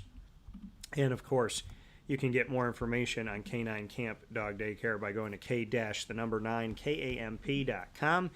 That's K-9 KAMP.com. You can also call 315-437-7110. Let them know that DT sent you. My top dog of the week for this week, man, it's got to be easily the Miami Hurricanes. I believe that Miami should get in over Notre Dame because, to me, it was one of the easiest decisions, if not the easiest decision the College Football Playoff Committee's ever had to make in their decade plus of existence. You got two teams with the same record that played each other head-to-head, and Miami beat Notre Dame. Very simple. And I had many people fight with me that I was wrong, I was stupid, I should be a DJ and just play music, I should give up my job, I don't know what I'm talking about. And then the Miami Hurricanes come in, they go on the road to Texas A&M, they defeat them. Then they go and face off in the Goodyear Cotton Bowl Classic that I was at against Ohio State, the reigning national champion, and defeat them. Then they go to the West Coast and out to Arizona to the Verbo Fiesta Bowl and take on the Ole Miss Rebels and beat them. And now they're playing for a national championship. So my top dog of the week are the Miami Hurricanes, a team that was told you didn't deserve to be in, had no business being in, over the team that you beat head-to-head. A school from a conference that's not that good, and the school's not that good, and their wins aren't that good, and blah, blah, blah, blah, blah. Well, I've been riding with Miami from the beginning. I picked them over Texas A&M. I picked them over Ohio State, and I picked them over Ole Miss. And they've done all three. They're playing for a national championship, and they're playing at home for a national championship. That has never happened in the history of the college football playoff, that a national champion gets to play, a national champion contender gets to play at home. So we will be in Miami, Florida, at Hard Rock Stadium to see the Miami Hurricanes play a home game in their home city for a national championship. Could not be sweeter for a team that was told they don't deserve to make it. And Mario Cristobal, the head coach of the Miami Hurricanes, was asked that. He was asked about, the outside noise and what's his thoughts on the outside noise. And he just kept saying what he said when I was around him for the Goodyear Cotton Bowl Classic. What are you talking about? What noise? We don't listen. We don't hear it. It's outside, so it doesn't matter. And it's funny because that goes on the theme of a quote that I created, which is outside noise, by definition, belongs outside. Outside noise, by definition, belongs outside. So leave it where it belongs. Leave it where it says. It's outside, so why is it coming in? And the sentiments were right there with Mario Cristobal. What do you mean? People saying stuff about us. That doesn't matter to us. Why would that matter to us? He talked about answering questions like this is always strange because what does anybody's opinion have to do with our ability to play the game? How is somebody's opinion going to change our talent, our work ethic, our drive, our determination, our dedication, our faith? And he took yesterday to thank God publicly. Top dog of the week, by far, is a team that has bent but never broken. And now, because of that, they get to play a national championship game at home.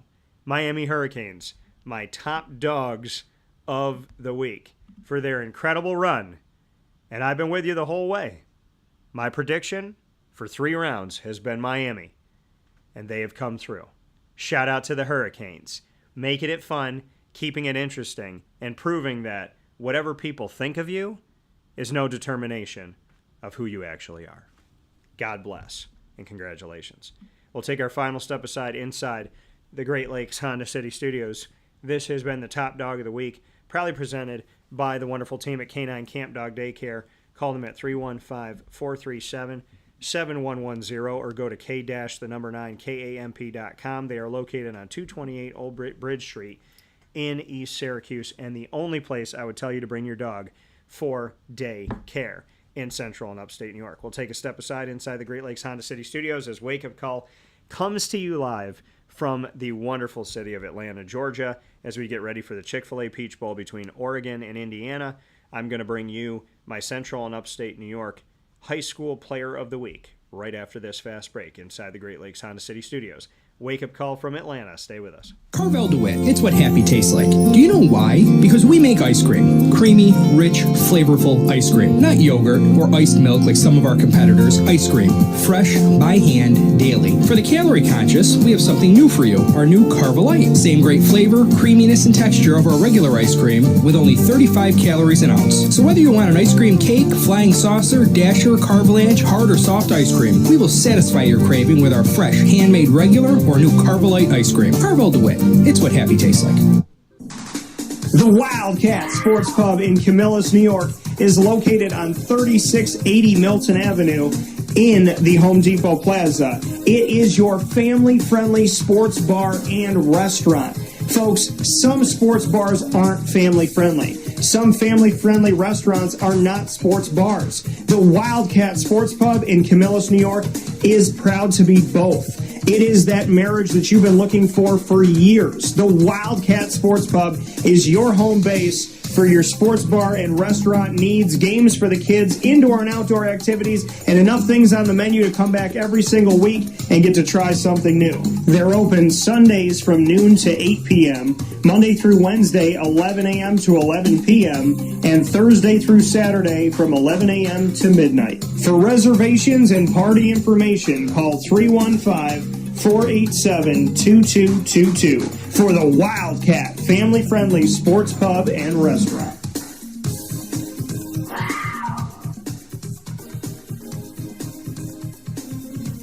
GG Cards and Breaks. Like, comment, subscribe. GG Cards and Breaks coming to you on 639 Delmar Place in Syracuse, New York. Gets you close to the teams and the players that you love, as well as the card games and characters that you love, by bringing you soccer, basketball, baseball, football, as well as hockey, Disney Arcana, Magic the Gathering, Yu-Gi-Oh!, One Piece, Pokemon, and more. All you have to do is head over to 639 Delmar Place in Syracuse, New York, Tuesday through Saturday from 10 to 6, and on Sundays from 10 to 5. GG Cards and Breaks is where you get to be a big kid, no matter what your age is. The sports card and trading card community is vast, filled with people from different ages, different backgrounds, and all over Central and Upstate New York, and those that come into the community. Do not miss an opportunity to make friends, build relationships, and keep that kid spirit going. I always say the best adults are the ones that never forgot how to be a kid. Head over to GG Cards and Breaks and remember what it's like to do that by finding singles, packs, boxes, graded cards, as well as all the supplies you need to travel with your cards, showcase them, and just enjoy this beautiful, beautiful world. You know, some people say it's just a piece of cardboard, but to those of us that have actually collected cards and spent some time with it, There's something special about it. There's an essence that nothing else can give you. And the memories, I can pick up a card and tell you who was with me, where I got it, and about how old I was or what time in my life. I can't remember sometimes what I had for lunch, but I remember the times my G-Mama took me over to get sports cards, or my mom or my dad bringing me into GG Cards and Breaks for the first time ever, or my Gammy and, us sitting down at the table talking about it. So make sure you go over to GG Cards and Breaks today and celebrate with a memory with someone you love. 639 Delmar Place in Syracuse, New York. Big time shout out to Chick-fil-A in DeWitt, the newest Chick-fil-A to Central New York. On the corner of Bridge Street and Erie Boulevard, they bring you an incredible experience with a giant brick building, a double drive-through, a massive parking lot. This Chick-fil-A is a can't-miss spot, and it has all your favorites, whether you're an original, a spicy, or a grilled fan. And it also has those limited-time only favorites that you can find when it comes to shakes and different meals that they have. Make sure you head over to Chick-fil-A in DeWitt to see Megan Sorber and her team to have a great experience from a fantastic Chick-fil-A location, centrally located in the hustle and bustle of Bridge Street and Erie Boulevard in Central New York. We look forward to seeing you there. With that being said, here inside the Great Lakes Honda City Travel Studios, and it makes sense when I talk about traveling because your next vehicle is waiting for you at Great Lakes Honda City to buy and lease. We are in Atlanta, Georgia. That backdrop is real. This is not a facade, and so happy to be here in Atlanta to bring you Wake Up Call with Dan Tortora. We've gotten to broadcast live from so many different areas. I've had the opportunity of being up and down the East Coast and outside of this country and have had such an amazing time. And to be able to be live from Atlanta, Georgia once again kind of leaves me speechless. I'm so excited that I'm like, I want to show people how excited I am to bring Wake Up Call back to Atlanta. I mean, I can't jump out of my skin enough. So thanks to the very gracious God, thanks to Gary Stoken, Matt Garvey, Dylan Faulkner, and the entire team at the Chick-fil-A Peach Bowl. Thank you to Bowl season as well as to the College Football Playoff for making this possible. And again, big ups to God for giving me everything that I needed to be able to be here and be on site, on location, doing what I love and loving what I do. So with that being said, it's time to bring you our Central and Upstate New York High School Player of the Week, proudly presented exclusively by Myers Creek.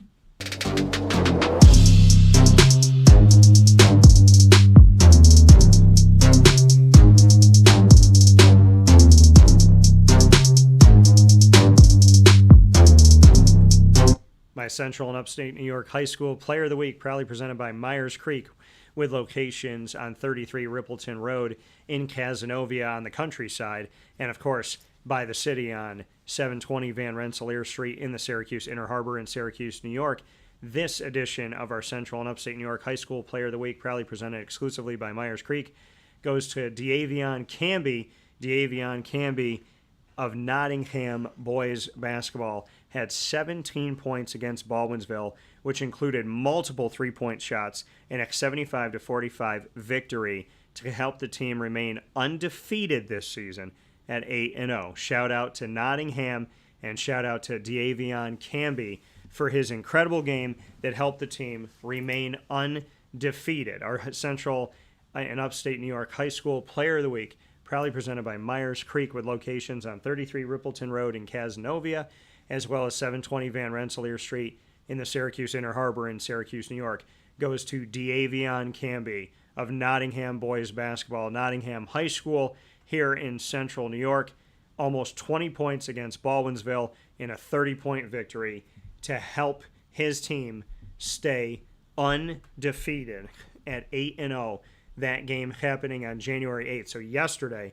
So big time celebration and congratulations to Nottingham boys basketball for their undefeated season and to Camby for helping them to get there. You are our Central and Upstate New York High School Player of the Week.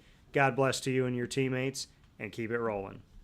With that being said, here on Wake Up Call with Dan Tortora, we got some time to wrap things up to talk about the College Football Playoff semifinal round. So let's get into this Miami game against Ole Miss and how it all shook out and how it all went down. I promised you we'd talk about it, and here we are discussing the Central and Upstate New York High School Player of the Week that we just had with Davion Camby, and now talking about amazing players of the week when it comes to Miami and Ole Miss, their fantastic games, and what's to come with Oregon and Indiana. So we are live now from Atlanta, Georgia, speaking on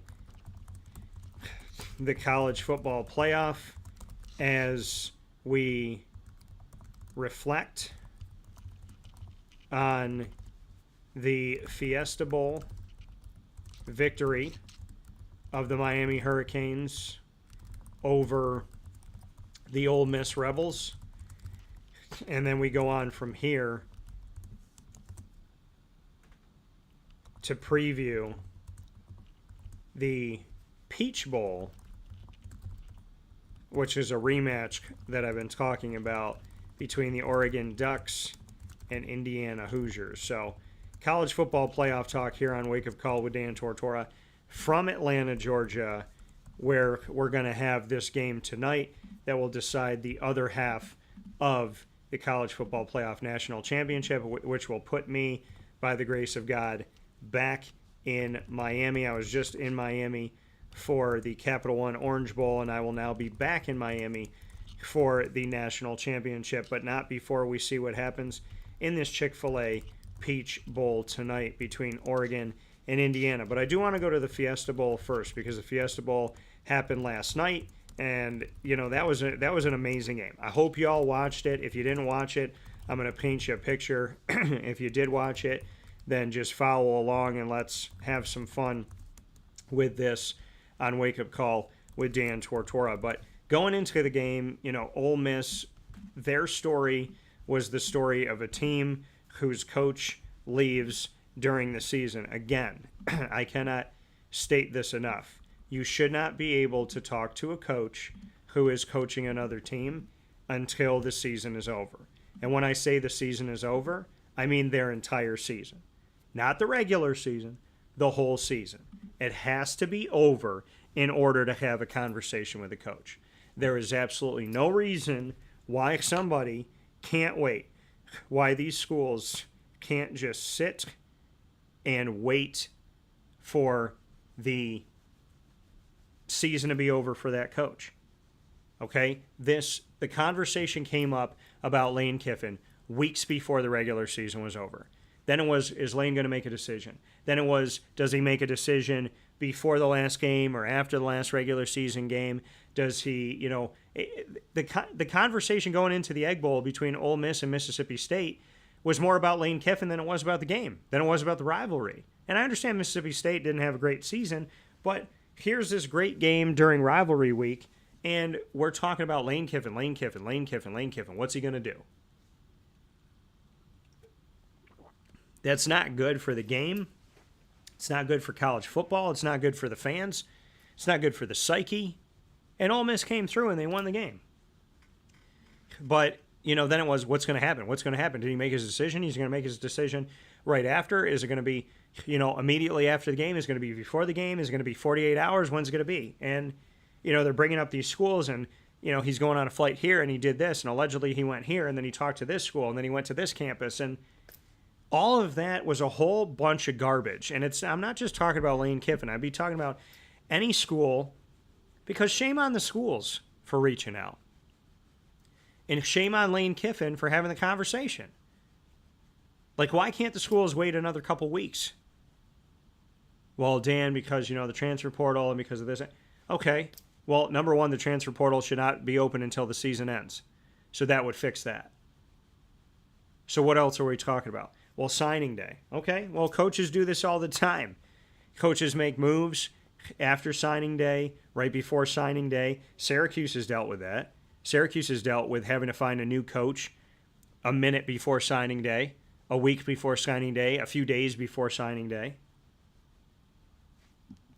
So, and if you have signing day in December, then, and then you have your February one, you have two opportunities. But here's the thing.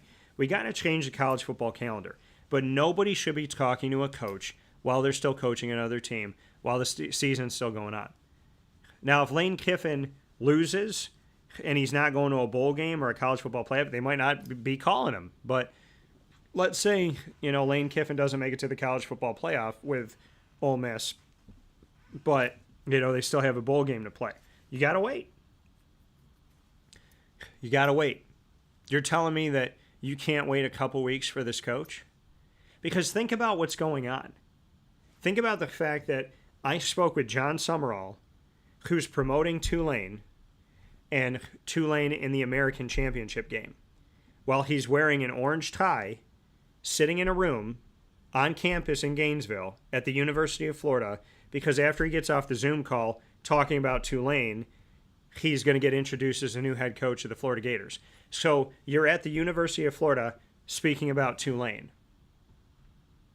You're talking about your soon-to-be former team while you're getting ready to talk about your future team.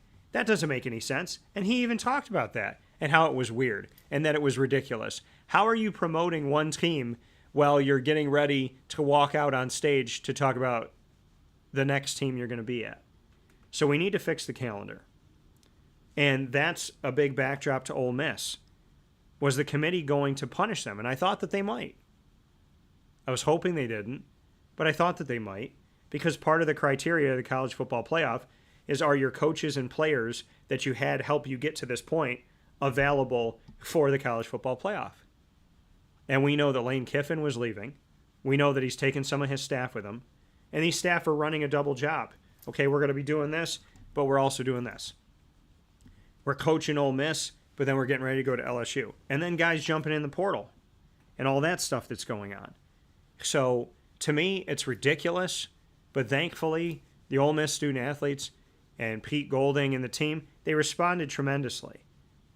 They were able to win and get themselves all the way to the semifinals and just a few points outside of being in the national championship.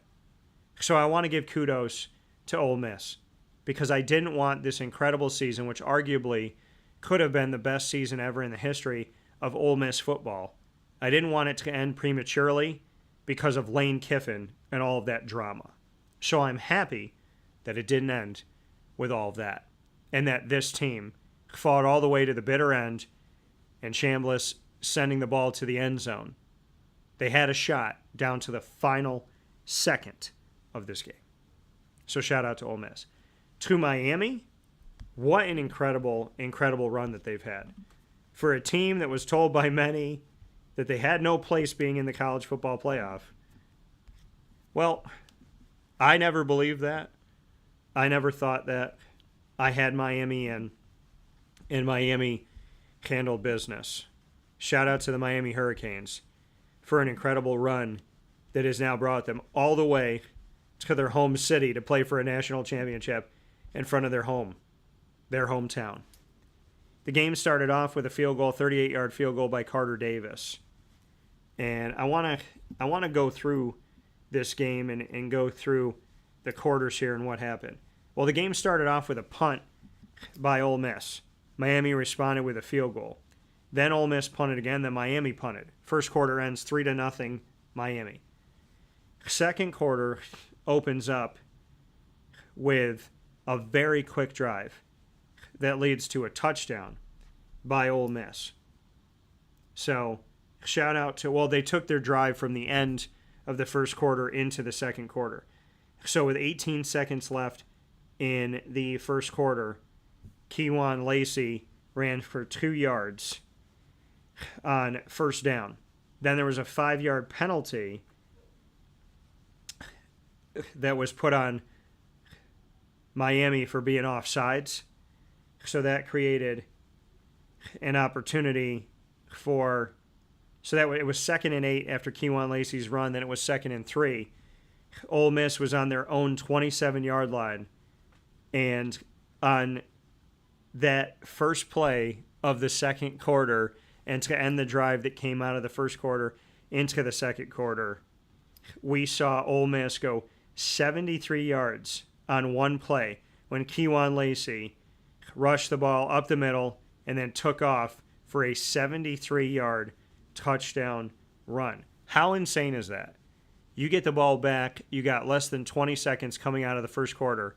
You go just 2 plays plus a penalty on Miami, and those two plays put you in the end zone for Ole Miss, who goes up 7-3, takes their first lead of the game. How did Miami respond?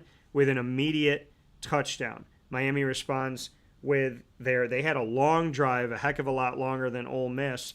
The 4-yard touchdown run was from Brown, who rushed up the middle to give the lead back to Miami, making the lead 10-7 for the Miami Hurricanes. Then Ole Miss responded with a field goal immediately after to tie the game and make it 10-10. Then Miami responded immediately after that to make it 17-10. So look at those scores here. You got a punt to open up the game in the first quarter by Ole Miss. Then Miami gets a field goal. Then you have punts by both teams. Then you have Ole Miss touchdown, Miami touchdown, Ole Miss field goal, Miami touchdown. You have 4 straight drives of scores. Miami's up 17-10.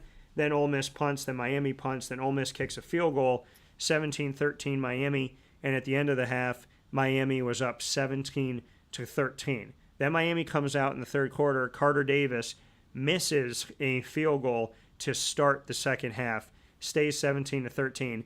Then Ole Miss, and we talk about how great their field goal kicker has been, Carnero, misses a field goal, and it stays 17-13. Then Miami has their drive end on an interception. That interception of Carson Beck was intercepted by Gushikin, and so that ends the play for Miami, and Ole Miss scores off of their interception of Carson Beck, getting a field goal to make it 17-16 at the end of the third quarter. In the fourth quarter, Miami starts it off with a punt. Ole Miss gets a field goal. They take their first lead since having the lead 7-3. They take their first lead since 7-3, and they do that early on in the fourth quarter, up 19-17. Miami responds immediately with a touchdown to make it 24-19, and then Ole Miss responds immediately back to get their touchdown. They go up 24-27. The 24-yard touchdown pass goes from Chambliss to Wright, and after that, you have a successful 2-point conversion, which Ole Miss needed to go up by a field goal. So now they're up 27-24. Miami responds with a touchdown on the very next drive, 31-27, and then Ole Miss, Chambliss goes to the end zone, falls incomplete, and it looked like there could have been pass interference of both the offense and defense holding each other in the end zone. No call. Looked like it could have been offsetting penalties anyways, so maybe that's why they didn't call it. 31-27, Miami wins the game. So look at that. Look at how the game started, and it was relatively quiet. Then there was 4 straight scores. Ole Miss, Miami, Ole Miss, Miami. Then in the second quarter. Then you go to the third quarter, and there's not a lot of scoring. Then you go to the fourth quarter, and it's Ole Miss, Miami again with 4 straight scores. So the second quarter and the fourth quarter, the latter quarters of both halves, we saw 4 straight scores, and we saw the same pattern of Ole Miss, Miami, and it just wasn't enough for Ole Miss at the end of the game here. But I just find it interesting that the second quarter and the fourth quarter were where we saw the most scoring, and we saw 4 consecutive scores in the fourth quarter that was started by Ole Miss, and 4 consecutive scores in the second quarter that was also started by Ole Miss. So just really cool to see the patterns of this game, and Miami had more touchdowns than the field goals of Ole Miss, which gave them a little bit of separation, which helped them to win the game. Miami's going to play a national championship up against whoever wins the game tonight, as I'm down here in Atlanta doing Wake Up Call with Dan Tortora live on site, on location. We've been able to be on site, on location at multiple cities, states, and countries over the years, and I thank the good Lord above for making that all possible.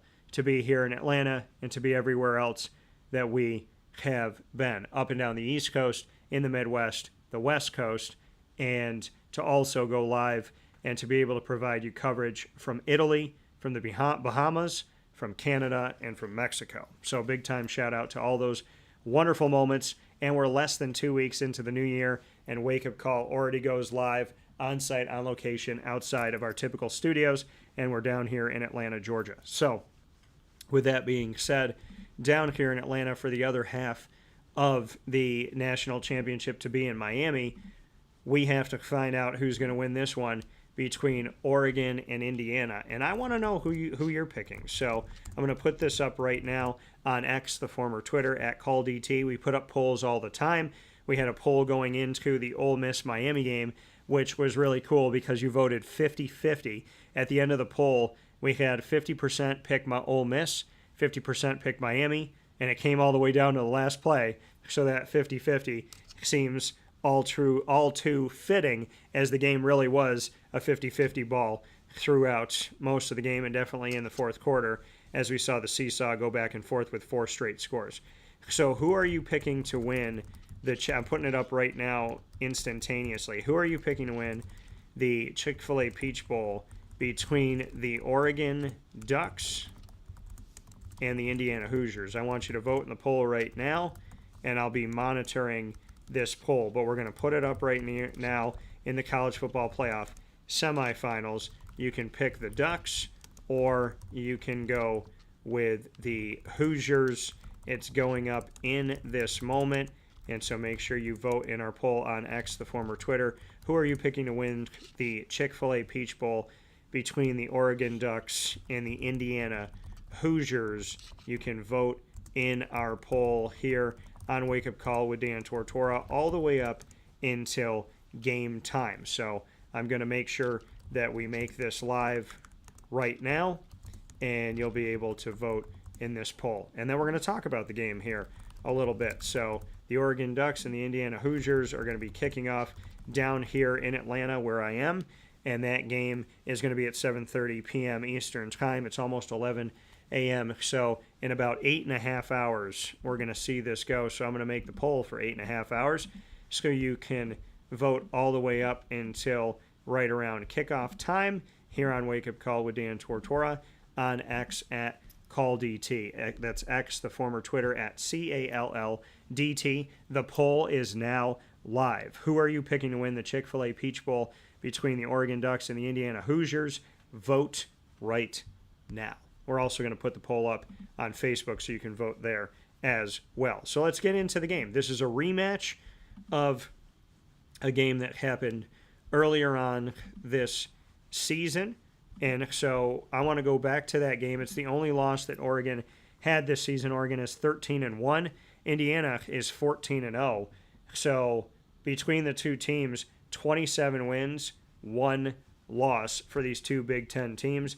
That game happened back here, as we take a look at it, on October 11th of 2025, and here we are on January 9th of 2026. So you got October to November, November to December, December to January, and if it was January 11th, we're just a couple days off from this being 3 months ago. So this game, and obviously the coaches will tell you, these teams are different now. You're hoping that you've learned, you've grown. Indiana, you're hoping that they took what they did right and know the weaknesses of Oregon. And Oregon saying, hey, if you know our weaknesses, well, now it's almost 3 months later, so let's show you how we've, gotten rid of these weaknesses or turned them into strengths. That 30-20 victory of Indiana over Oregon happened on the road in Eugene, Oregon. It started off in the first quarter with a field goal by Nico and then a touchdown by Malik Benson on a 44-yard pass from Dante Moore. So Indiana took the early lead 3-0. Then Oregon took it 7-3. Roman Hemby had a 3-yard touchdown run that gave the lead back to Indiana, make it 10-7, and that ended the third quarter. In the second quarter, there was just 2 field goals. A field goal by Oregon tied the game at 10 apiece, and a field goal response by Indiana. So the field goal by Sappington to tie the game for Oregon, and with 1 second remaining before the end of the first half, Brendan Frank got his field goal, his from 58 yards, Sappington's from 40. The 58-yard field goal by Indiana made it 13-10 at the break.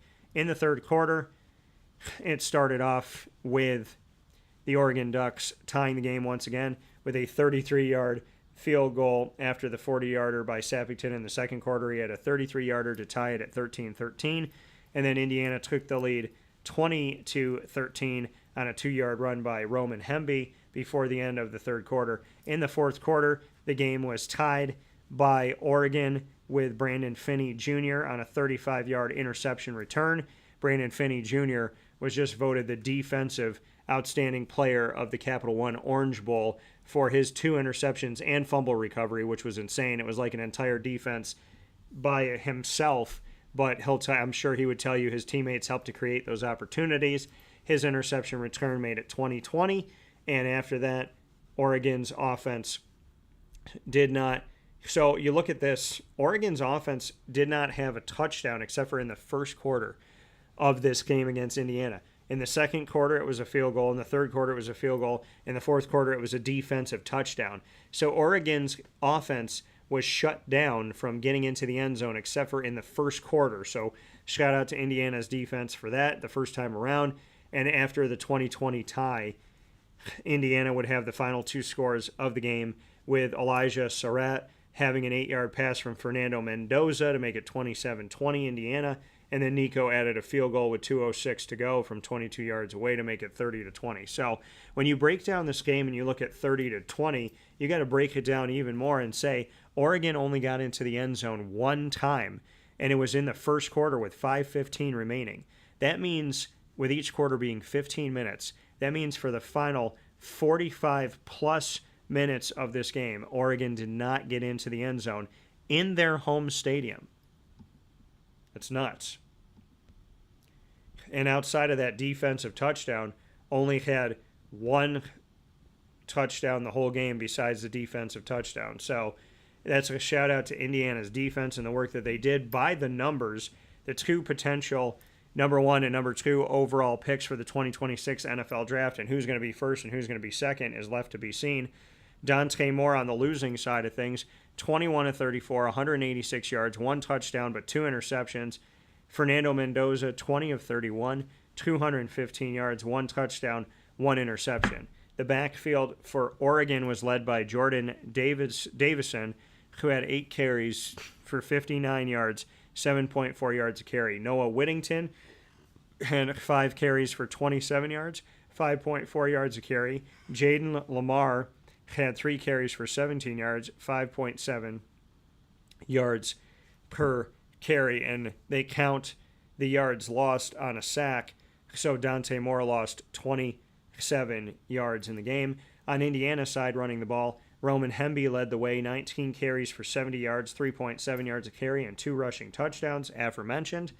And Fernando Mendoza kept the ball as the quarterback, 6 carries, 31 yards, 5.2 yards a carry.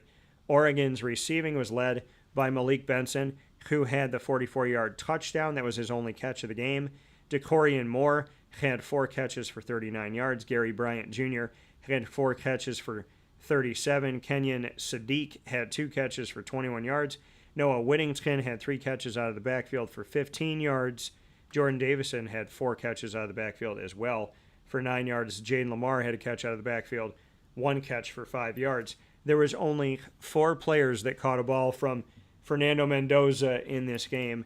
Elijah Surratt, 8 catches, 121 yards, and a touchdown. Omar Cooper Jr., 7 catches for 58. Roman Hemby out of the backfield caught 2 for 25 yards. And Riley Nowakowski had 3 catches for 11 yards. Oregon had no fumbles in the game, and Kaylon Black had a fumble in the game for Indiana. Defensively for Oregon, the team only had 1 sack. That came from Amari Washington. Leading the way was Bryce Botcher, who had 11 total tackles, 5 solo. Dylan Fenneman had 8 tackles, 5 solo. Aaron Flowers had 8 tackles, 5 solo. Interesting here, I interviewed all 3 of those Ducks, and so it's funny and kind of ironic that I interviewed each of them, and they were the top 3 tackle getters the last time that they were the last time that Oregon faced off against Indiana this season. On the other side of it, for Indiana, they had 6 sacks in the game. So getting to the quarterback, so having one more turnover that you had there by a quarterback with 2 interceptions by Dante Moore to Fernando Mendoza's 1, and then Oregon only having 1 sack with Indiana getting to the quarterback for 6 sacks in the game. That is the difference here in a defensively strong game. Aiden Fisher had a sack and a half. Elijah Hardy, who I interviewed, had a sack. Isaiah Jones, who I interviewed, had a sack. Mario Landino had a sack. Kellen Wyatt had a sack and a half in the game, which made up the 6 sacks, leading the team with 13 total tackles and 4 solo. So snake eyes for the both of them here. Both had 13 total tackles. Both of them had 4 solo, Aiden Fisher and Elijah Hardy. And behind them with 8 tackles apiece, Isaiah Jones and Lewis Moore. Isaiah Jones had 3 solo. Lewis Moore, his 8 tackles were all assisted tackles in the game. So that's what it looked like here. And as far as kicking, Nico Radicic, Nico had 2 field goals. He was 2 for 2 on his field goals. Brendan Frank was 1 for 1 on his field goals. So we saw Indiana use 2 different kickers, and Atticus Sappington was 2 for 3 on his field goal attempts. And between the 2 teams, Indiana punted 5 times, Oregon punted 4 times in that 30-20 victory in the regular season, almost exactly 3 months ago, as these teams get ready to face off against each other. Once again, this time for the rights to go to the national championship game and face Miami in the College Football Playoff 2025-26 National Championship on January 19th at 7:30 p.m. Eastern Time. That's what the backdrop looks like of these 2 teams. Since Indiana defeated Oregon 30-20 in Eugene, Oregon, they've gone on to win every game since. Indiana's season looks as follows. They faced off and defeated Old Dominion, Kennesaw State, and Indiana State out of conference, all unranked teams, all those games at home. Then they defeated a balloon ranking of Illinois, who in my opinion should have never been ranked in the top 9, let alone in the top 15 or top even 25. Because when's the last time you saw a top 10 ranked team lose by 50 plus? Illinois lost to Indiana in Indiana's first Big Ten game of the season, 63-10. Indiana gets that victory. Then they won at Iowa 20-15. They won the game at Oregon, I mentioned, 30-20. Then they came back home and defeated Michigan State and UCLA. They won at Maryland. They won at Penn State 27-24 over a team who had gotten rid of their head coach and their quarterback going down. So that Penn State victory, to me, I know people say, oh, they won at Penn State, Penn State's a hard place to play, and I agree. After being there in the college football playoff first round last year for SMU at Penn State, it is a very tough place to play.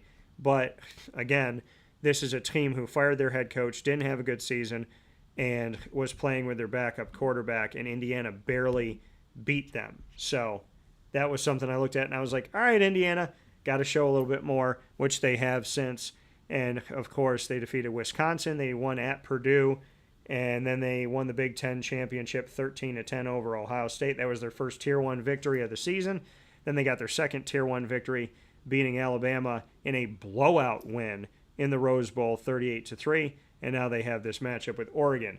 Taking a look at the Oregon Ducks on the other side of the matchup, this season they defeated Montana State, who went on to win the NCAA FCS National Championship. So that game actually looks like a good win. They blew them out 59-13. Then they beat Oklahoma State, and at Northwestern was a game in conference. So their third non-conference game came in their 4th game of the season, which was against Oregon State. They start off 4-0. Then they beat Penn State when Penn State was ranked way too high, in my opinion.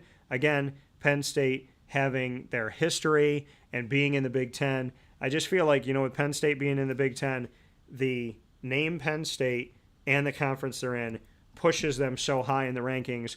They had no business being up there.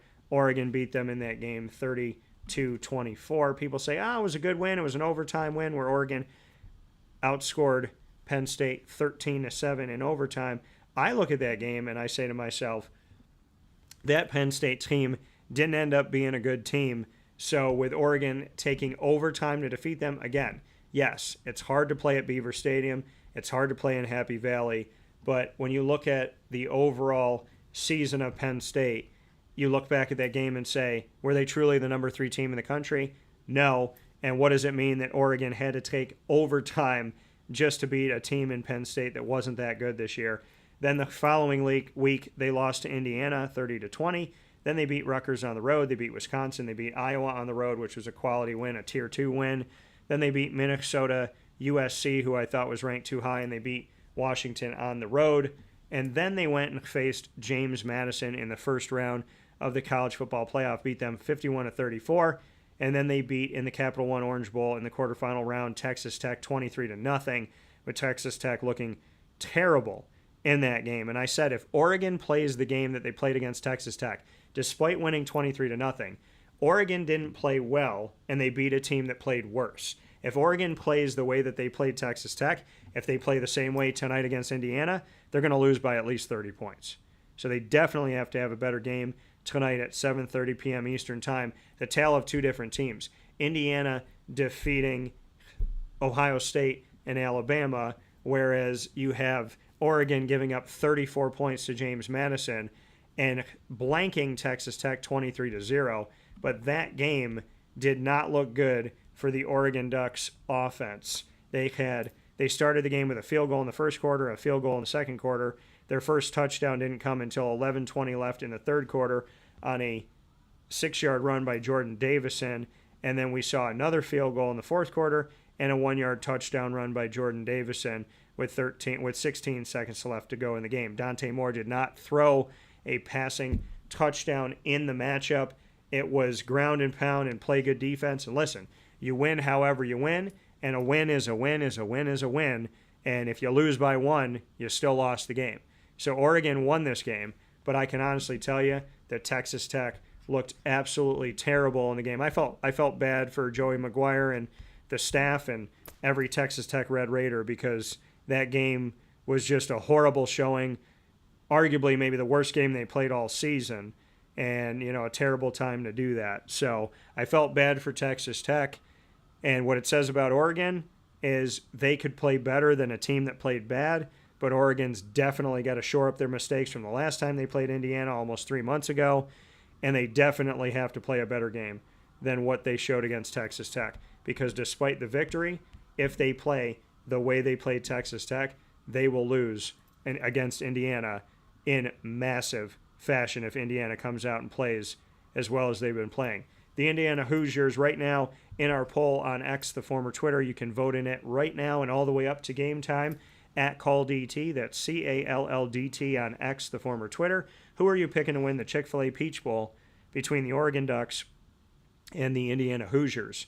85.7% of you early on have chosen Indiana, with a mere 14.3% picking Oregon to win the rematch.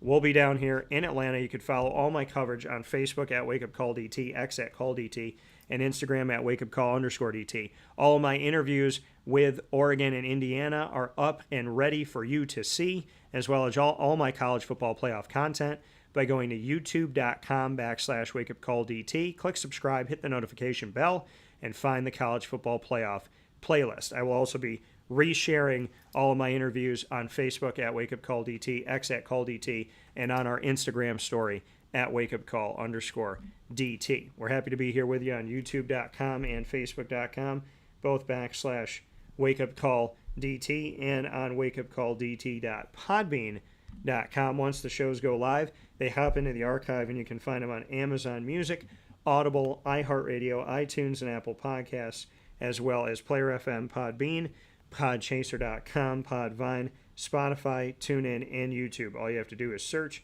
Wake Up Call with Dan Tortora, or one word, Wake Up Call DT. A big time thanks to our supporters in Central and Upstate New York: Great Lakes Honda City, Carvel, DeWitt, the Wildcat Sports Pub, GG Cards and Breaks, Myers Creek, Chick-fil-A, Cicero, Canine Camp Dog Daycare, Ma and Pa's, the snack capital of the world, Pizza Man, Game Point Sports Complex, Mother's Cupboard, Chick-fil-A in DeWitt, Canine Campground Dog Boarding, as well as Brian's Landing, Avicoli's, and we are the exclusive multimedia marketing partner of your Bryan and Stratton College Bobcats of Syracuse. Every single month, we bring you the Bobcat Buzz in our exclusive multimedia marketing partnership with Bryan and Stratton College of Syracuse. You'll find 2 locations of their campus on James Street in Syracuse and right across from Avicoli's in Liverpool off of Route 57. Student athletes, coaches, administration, and alumni join us throughout the year, and you can find it all by going to youtube.com/wakeupcalldt. Click subscribe, hit the notification bell, and find our BSC Syracuse playlist. The Bobcats are also on wakeupcalldt.com's homepage, and underneath the exclusive partners tab for more information, go to syracuse.bscbobcats.com and go Bobcats.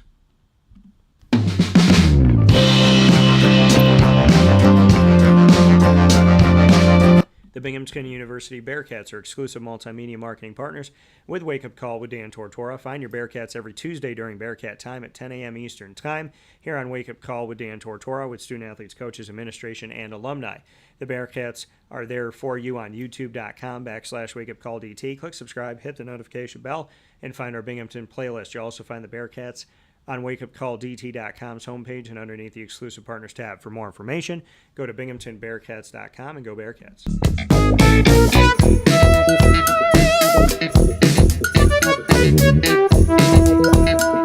The Onondaga Community College Lasers are exclusive multimedia marketing partners with Wake Up Call with Dan Tortora. Find your lasers in the Laser Lounge every other Wednesday, bi-monthly on Wake Up Call with Dan Tortora, every other Wednesday at 9 a.m. Eastern Time. Student athletes, coaches, and administration joining us here where sports meets life. Find your lasers by going to youtube.com/wakeupcalldt. Click subscribe, hit the notification bell, and find our OCC playlist. The lasers are also on wakeupcalldt.com's homepage and underneath the exclusive partners tab. For more information, go to onondagalasers.com and go Lasers.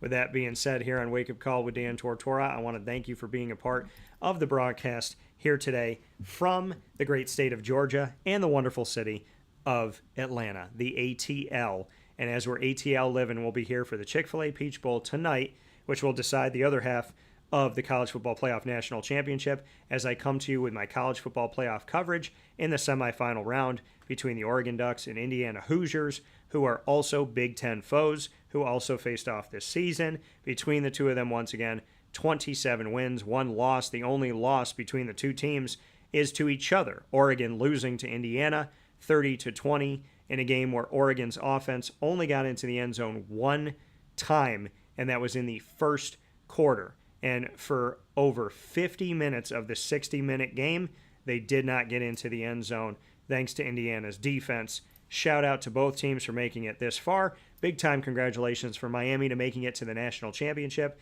and for the Ole Miss Rebels for responding to adversity with grace, hard work, dedication, in a game that came down to the wire in an instant classic in the Verbo Fiesta Bowl, 31-27, with Miami winning that game. I want to thank Tom Wistrcill and the Big Sky Conference for being a part of the show this morning, celebrating Montana State, one of their members, winning the FCS National Championship just a few days ago, earlier this week on Monday. I want to give a shout out to Carvel for the annoying moment of the week, as well as to Chick-fil-A Cicero for lead, learn, evolve, ad-lib, and deliver. Happy is as happy does. Our top dog of the week, proudly presented by K9 Kamp Dog Daycare, honoring the Miami Hurricanes, and our Central and Upstate New York High School Player of the Week, brought to you exclusively by Myers Creek in their locations on 33 Rippleton Road in Cazenovia and on 720 Van Rensselaer Street in the Syracuse Inner Harbor in Syracuse, New York, honoring D'Avion Canby of Nottingham High School for his 17-point performance to keep Nottingham undefeated in boys basketball at 8-0 this season. God bless to you all. No stress. Do your best. From the Great Lakes Honda City Studios here in Atlanta, Georgia, I say have a beautiful day, and I'll see you for the college football playoff coverage later on tonight.